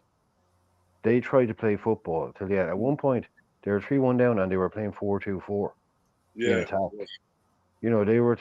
They weren't sitting there. They gave a proper game of it. Fair play to them. They played decent football. They're not like saying, oh, they rolled over and let us play. So yeah, like Everton take note. You can come to Anfield and give it a go. And have to roll over. So, I was all together. Yeah, I was going to say that they wasn't like an Everton in the day, right? They probably knew at the end of the day that they're probably inferior to Liverpool in some sort of way, but it wasn't like an Everton. They came and gave it a go, even though they lost 5-1. They can still look back and say, "Look, we gave it a go." Definitely. We scored a goal. We gave it a go. No, they look good. They weren't beaten 5-1. Do you know what I'm saying? Yeah, the scoreline was, but they weren't beaten. They didn't look like a terrible. They didn't look like a joke. It's not like they look like a good team, solid team. So yeah, happy with it. Yeah. Your view, sideline. Well, before the game, I think it was yesterday, I saw a little clip. They gave the coach and maybe 1 or 2 players of Toulouse a tour of Anfield. They were really intimidated. Even he made a comment that this was the best field that he ever seen, like the best grass he ever seen. So they were intimidated. I'm really happy to see a lot of these young lads getting more minutes. I'm really happy for Endo. For me, Endo man of the match. He did a few mistakes from the little that I watched, but I'm really happy for Endo. The goal that we conceded, I don't know, is it Gomez rushing a little bit? He rushed it. That was Trent playing. Trent was playing the guy on side because everybody held up our line and Trent didn't hold his position. So Yeah. He didn't hold his position at the day. It was kind of like, he's playing that guy on side. Had he held his position, what would happen? That guy would have been offside. Excuse me. So yeah, but I do get it. I mean, obviously, when I asked you in the day, it's like, obviously, I'll go around the panel. What did you think of Klopp's team selection? Do you know what I mean, right? And do you think at the day sort of like he got the tactics spot on? Would you have added anything to the tactics? I'll come to 12th man first.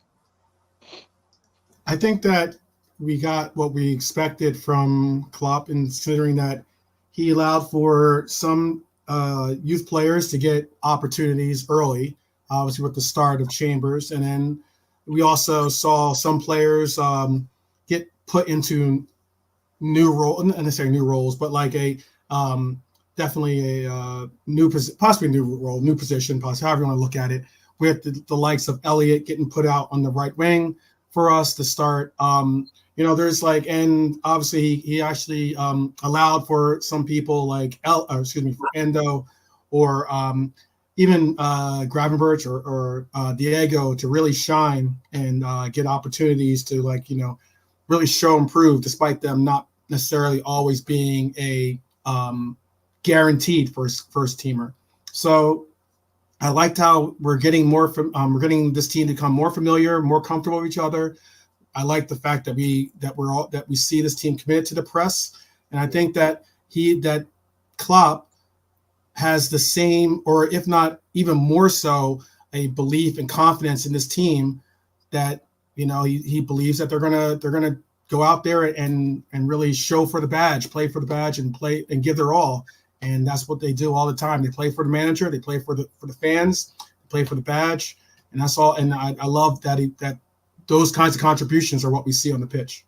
So I give Klopp a really high rating. 12th man, what's your thoughts? Oh, you did, yeah. You mean sideline, right? Sidelines. Yeah. Shame.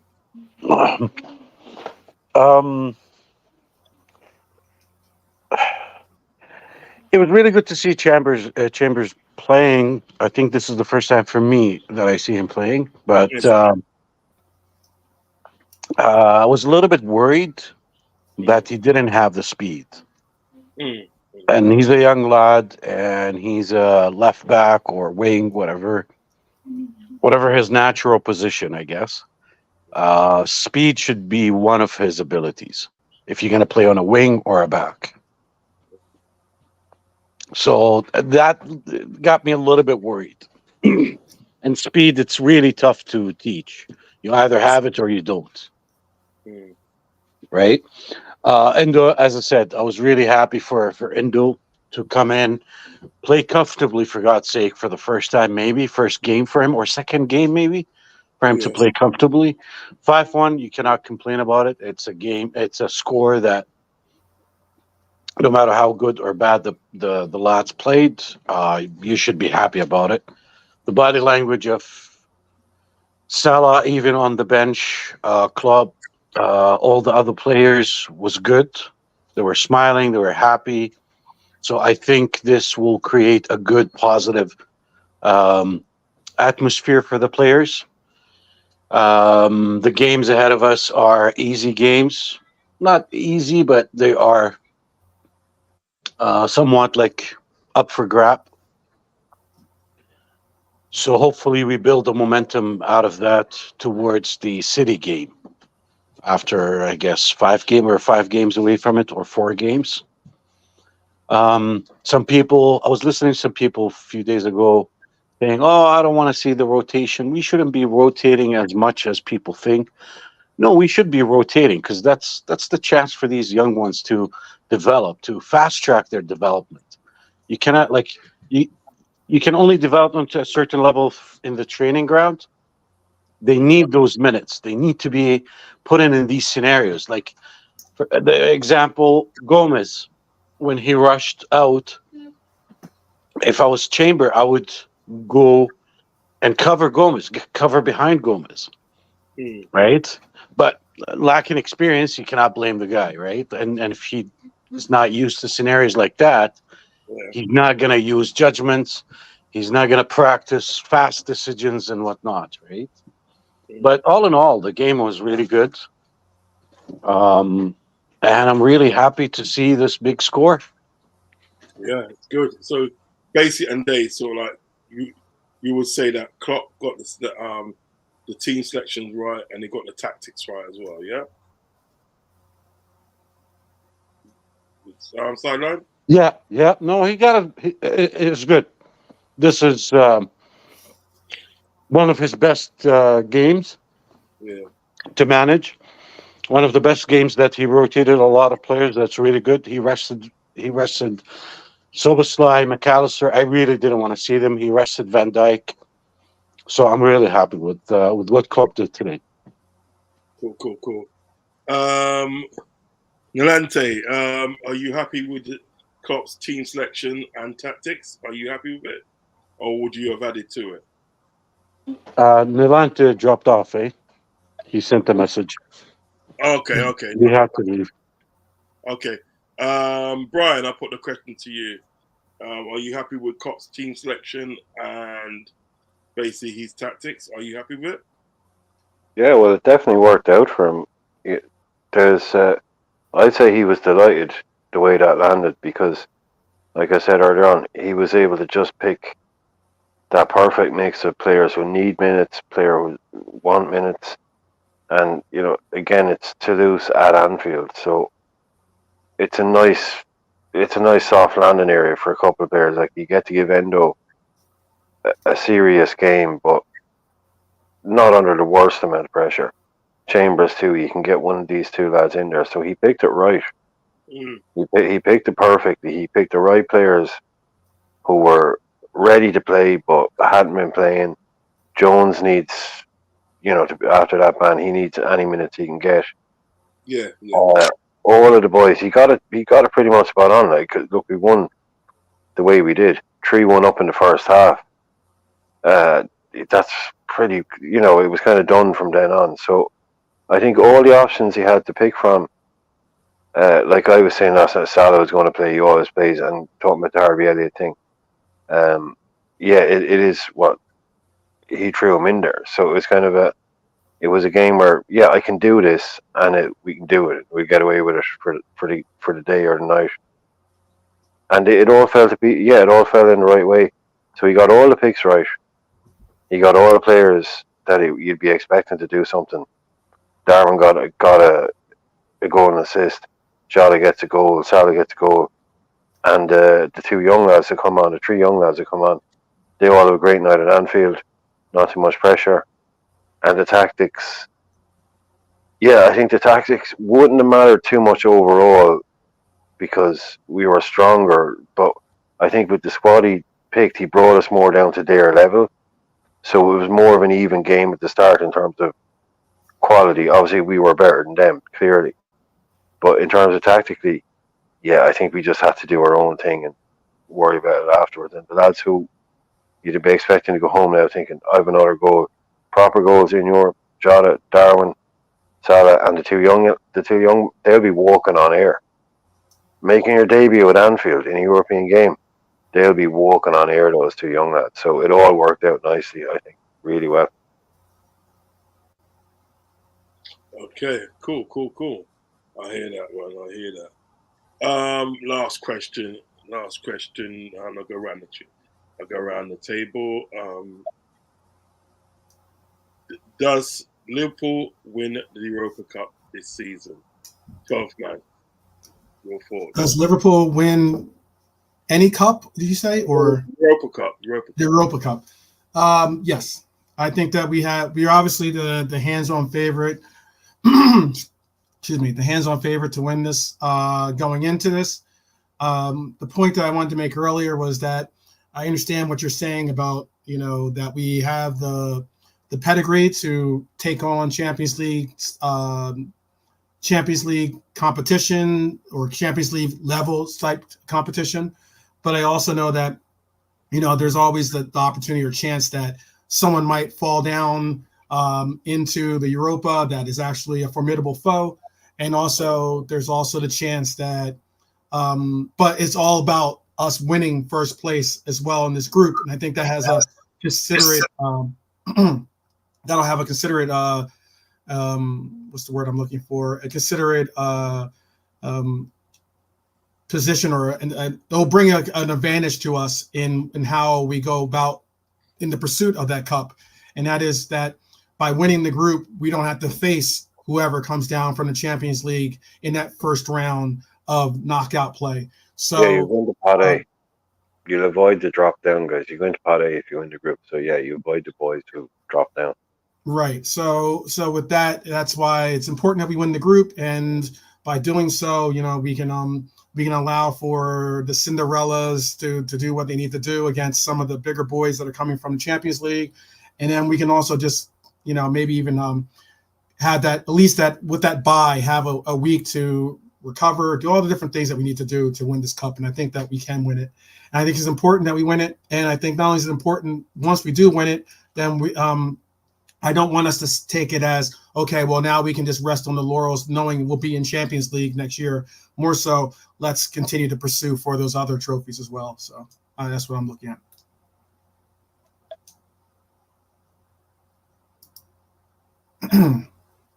I think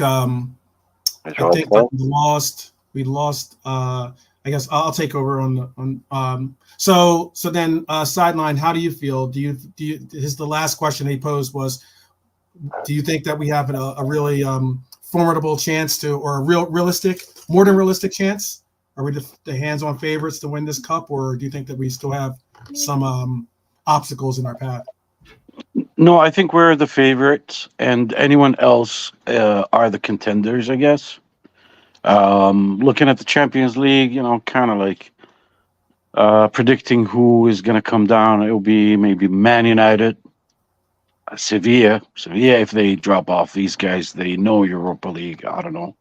Mm-hmm. Braga, Salzburg, Lazio, Newcastle, maybe. Either Newcastle or Milan.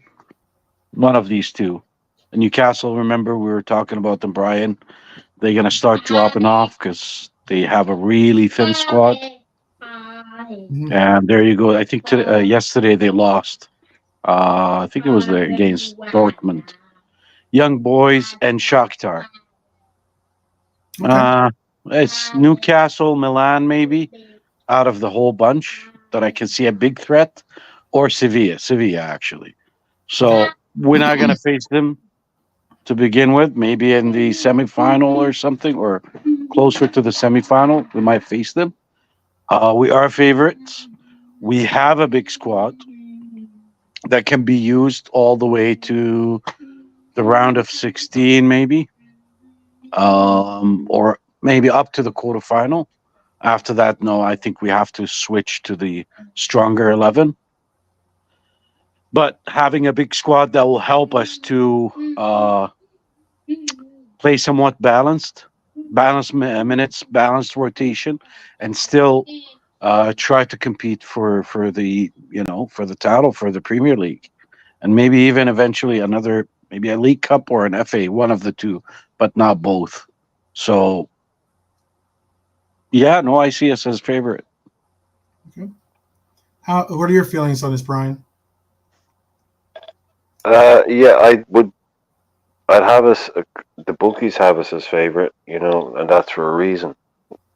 They're rarely wrong. We'll be very close to winning it, if not winning it. And I think, like Tamer said, the people that are dropping in, that's always an issue.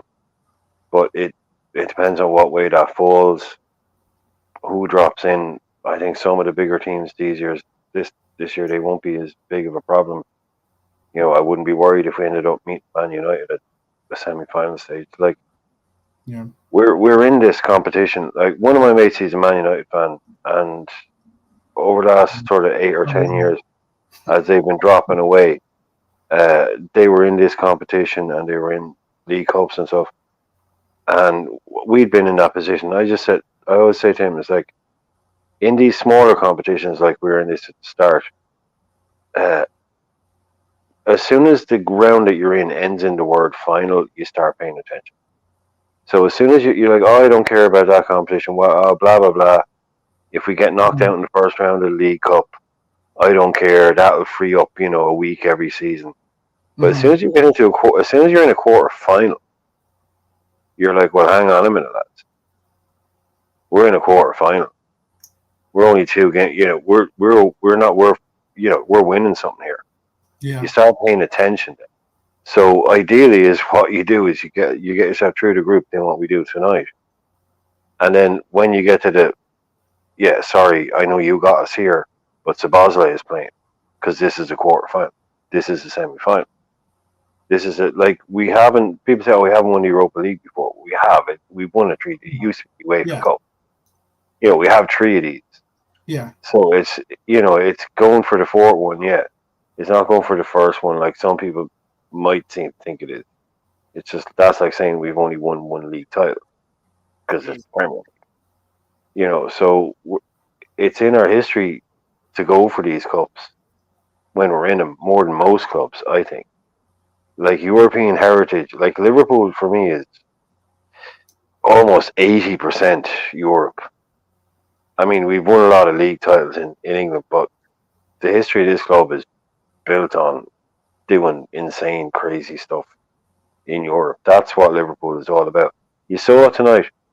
The crowd was starting to wake up. I've been critical of the crowd. They started to wake up a little bit tonight. And people are saying, the players need to give the crowd something to cheer about and vice versa. But it's a bit chicken and egg as well. I've seen us play poor games where the crowd was noisy all night. And it was coming back a bit tonight. And you could see the louder the crowd was getting, the better the players were playing. And that European atmosphere needs to come back because this is why Liverpool, people, oh, it's this or that. The reason we're one of the most famous clubs on the planet is because of what we've done in Europe. So we need to always respect that.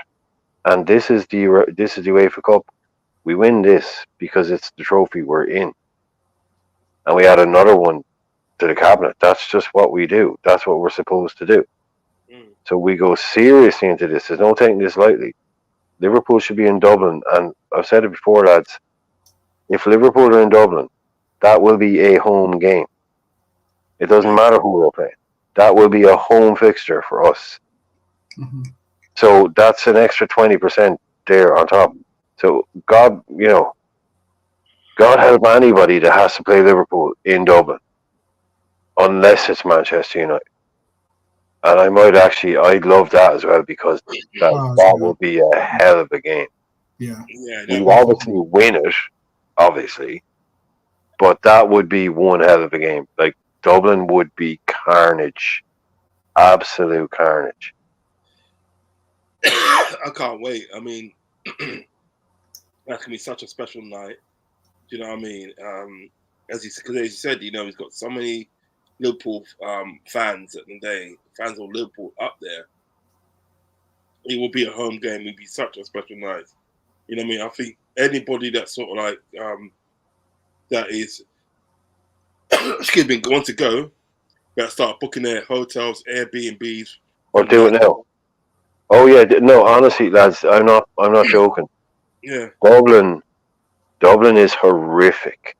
Yeah. Dublin is absolutely horrific. It's if Liverpool get to a quarter final, I would book something now and risk a cancellation fee because Dublin will be insane. You'll be talking about something that should be 100 quid will be 1,500 quid. They don't Dublin is a rip of the highest order. So if you even think we might do it, throw 100 quid down on on a Holiday Inn, Yeah. and because if Liverpool get to a semi-final, you try and get an Airbnb or a hotel in Dublin, you need to sell your car.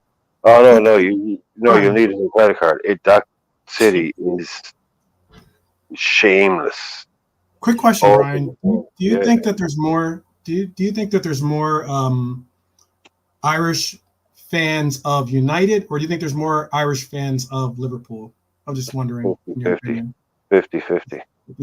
Okay. It's pretty much 50-50. You've got a couple other clubs. You've got maybe Leeds, a bit of Leeds, a bit of Everton, a bit of Arsenal. But that'd be that would be the 10%, right? And then it would be 45% Liverpool, 45% United.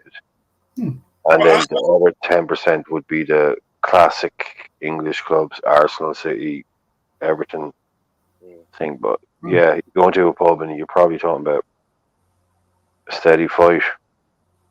Yeah. That's what I'm saying. I mean, to be honest, today, it'd be something special. I think after Christmas, like in January, I will be looking to book an Airbnb in January. Well, a nice Airbnb for me and my bro and that. Do you know what I mean? Yeah, and just because I think, as you said, anything if we do manage to achieve to get to the finals in there, it's going to be insane in Dublin. They're even saying it now. They even say that, like, one of the commentators said tonight, he said about how much sort of like, Liverpool fans of Liverpool that you have in Dublin, because mainly at the day, a lot of people in Liverpool itself at the day are from Irish descent, Irish and Jamaican descent. Do you know what I mean? That's what it is, Irish and Jamaican. Yeah. You find it in Liverpool itself. So you can only imagine at the day what it's going to be like, and if Liverpool achieve to get to the final, and say, right, we've got the final, especially at the day. Say this is the ultimate now. If Liverpool get to the final and they're playing Man United, listen, that'd be crazy. You know what I mean? Two teams at the day that are highly supported in Ireland itself. That's crazy, insane. You know what I mean? That's the TV people's dream. Yeah. Mm-hmm. You know what I mean? So I'm here for it still. Do you know what I mean? Just before I go at the day, I'll go around the table quick. One player from the Liverpool team at the day that really shone out for you tonight, that really thought that, you know what, I'm so happy he played tonight. 12 man. Well, I might as well put on my camera for this one because it's an easy one. I want him to be able to be a part of it. Want him to be a part of the conversation, at least, so he understands. It's the fact that I get that Endo is you could say what it is, but for me, I think it was the fact that Endo got another opportunity under the Europa lights, as Brian so eloquently put it, and being able to realistically show, that given a chance, and given and for his teammates to have the confidence in him, he's going to be able to really do what Klopp said initially, which was, we really need you, Endo. Really need you to play this. We can really use your services in this number 6 role that we have a vacancy at before he came. And I think that's what we have to understand. There's a lot of people that have not really given him a chance. There's a lot of people that have also not only been very critical of him. And there's just one of those things where I'm just like, just give the man a chance to if he's going to fail, okay, he fails. But if he doesn't, then at least give him his props. At least give him the opportunity to fail. That's the biggest thing, is that give these players an opportunity to fail, okay? Because I think most times, maybe 8, if not 9 out of 10 times, they're not going to do such. They're going to perform. They're going to excel. They're going to grow. They're going to continue to try to play for the same amount of effort and intensity that you want to see in a player that puts on that kit, and that is to show that they understand the pride that goes in this game. They understand the pride that all of us carry, and they understand the fact that this does mean more, and they're going to have the opportunity to basically be able to that's the best word is just be themselves, and the last part and point I would say is this, that I'm just looking for you to contribute. As long as you go into the pitch and you contribute, I'm cool with you with whatever you bring, and that's the big thing. No one wants someone to show up, everyone, all the people that called in today, all the people that showed up in the chat, you know what, we appreciate everyone, but everyone showed up with beer, or everyone showed up with something, everyone had something to bring to the potluck, you know what I mean, the potluck dinner here, in case there's someone out there that don't drink. So, I mean, everyone showed up with something, and as long as you're contributing towards the end goal, I'm cool. No pun intended. The end goal, then I'm cool with it. Well, End is your player then. End is your player. Yeah? Absolutely. Watordo got it for me today, for sure. Okay. Sideline, your player that really stood out today for you, and you're so happy that they played today. Gravenberch played a little bit better than Endo, but I was really happy about Endo's contribution today, and his goal, the confidence, like all these minutes. So I would say Endo, but Gravenberch was man of the match, but I'm giving it to Endo just for supporting him. I'm really happy to see him playing. Cool. Peace and blessings, night all. That's coming from Redbird. Same question to you, Brian. Same question to you. Yeah, I think Darwin Núñez, purely because we don't really have a more entertaining player. So I like when he's on the pitch. I want him to play. I'm not going overboard on him. I don't lose my mind if he scores a goal or does something. I don't buy into the whole that there's people who hate Darwin Núñez. I think they're just Man United fans and weirdos looking for clicks. I've never met anybody who hates Darwin Núñez or wants him to fail. We all pretty much agree that the guy is, like, if you look at his, I know, like, if you actually do look at his numbers, he has a crazy XG number. I know it's not for everybody, but the amount of times that this guy gets involved in chances and goals when he's on the pitch is ridiculous. So we need him on the pitch all the time, because not only for anything else, we are just much more fun to watch when Darwin is on the pitch. Darwin makes things happen all the time, and it used to be a little bit, raw and chaotic, but I think this for a while. I don't know, I've been saying for a while to myself, our best partnership in this team is Darwin and Salah. They have a click thing. They work so well together. Yeah. They feed off each other so well, and you can see that they're doing it on purpose, because when something happens, they go straight to each other, and it's a really good little partnership. So the more he gets on the pitch, the more he scores goals, the more time he's on the pitch. Darwin is just going to be, forget about Haaland and all that stuff. So seeing him on, and hitting the post, that was just kind of peak Darwin. But if you look at it, Roz, if you watch it, his momentum is carrying him all the way to the right. Yeah. And you have to stop to hit that shot. You actually have to stop and shoot back in the opposite direction. And you know that he's basically at the point where he's either going to hit that shot or fall over. He couldn't slow down and place it. He had basically reached the last point of that run where he had to shoot by swinging his leg. If he couldn't stop without falling over, basically, because his momentum was carrying him so fast. And you have to stop and shoot back the other way. He had to swing, and it just hits the post. If he could have even slowed for a half a second, he would have been able to roll it in. But that's just one for the people who want to say he's a bad finisher. Yeah. So I was just delighted to see him on the pitch. I just want to see him play basically 90 minutes in every Premier League game, him and Mo Salah, and I think they'll probably get about 35 between them if you played them every game. They'd be devastating, the two of them. No, facts. I agree with that. Um, my player has to be Graham Birch. I think he had an amazing game today, amazing all round game, making some great runs. Do you know what I mean? Really getting involved. Do you know what I mean? And he showed what kind of player at the end of the day that he can be if you just play him. Do you know what I mean? You see what is Bayern Munich could have had sort of like a player like that if you just played him. But you know what they're saying, it their loss is our gain. Simple as that. Do you know what I mean? So You know what I mean? So like yeah, I think I think he was awesome tonight.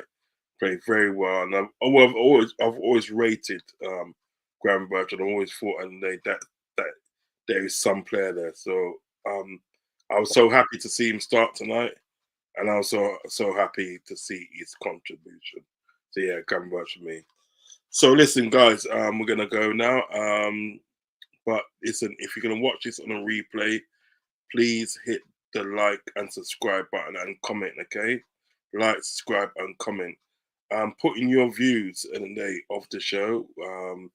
Who do you think? Who do you think in the day was a player in the day that that you love seeing tonight, and you know what I mean?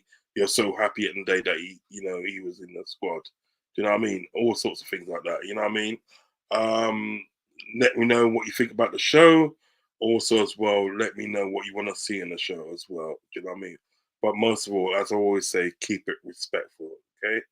Yeah, we want a respectful operation around here. You understand? So yeah, do that. But please like, subscribe, and comment. Okay? 12th man, can you let everybody know what you got coming up and where they can find you, please? Sure. So I'm going to be doing I'll also do a little match review again for this game, or a match preview actually for the upcoming game, I should say, too. Kind of do it together. So I'll do a little recap of this game, but also primarily do a preview of the upcoming game that we have, and against Forest. And until then, it's just chilling and keeping on, walking on. Hopefully, with most of you, or with more of you, hopefully as well. So Okay. I'd like to say big up to Redbird, Marion, definitely Sideline that was on here that had to check out. Obviously, people that were logging in from my page as well.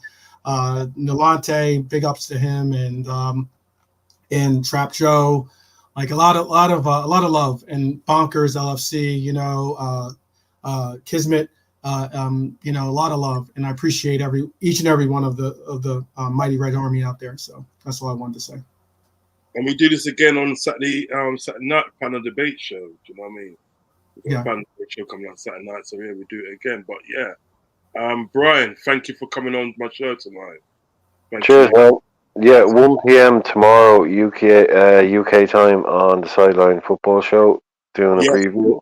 Yes. And the scores, so the predictions.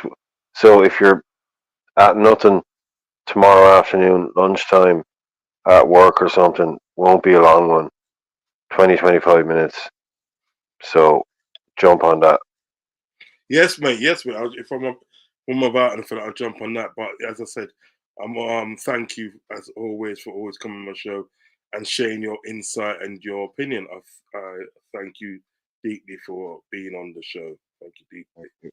Okay, so I'm gonna call it a wrap now. As I said, I should be back tomorrow with a show tomorrow.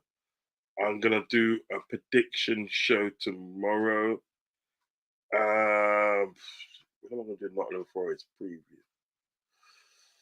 I'll try and squeeze that in. I'm gonna try and squeeze that in tomorrow. I'll try and squeeze that in tomorrow. Even if I do the prediction show first, and then even if you get two shows, I'll try and I'll squeeze them in. And I'll also try and get a Nottingham Forest fan on as well. I'll try it as well. Yeah, so guys, so obviously until tomorrow, well, today now, because it's 1 o'clock in the morning. So until late on today, Peace, love, and respect. Take care, guys. Peace.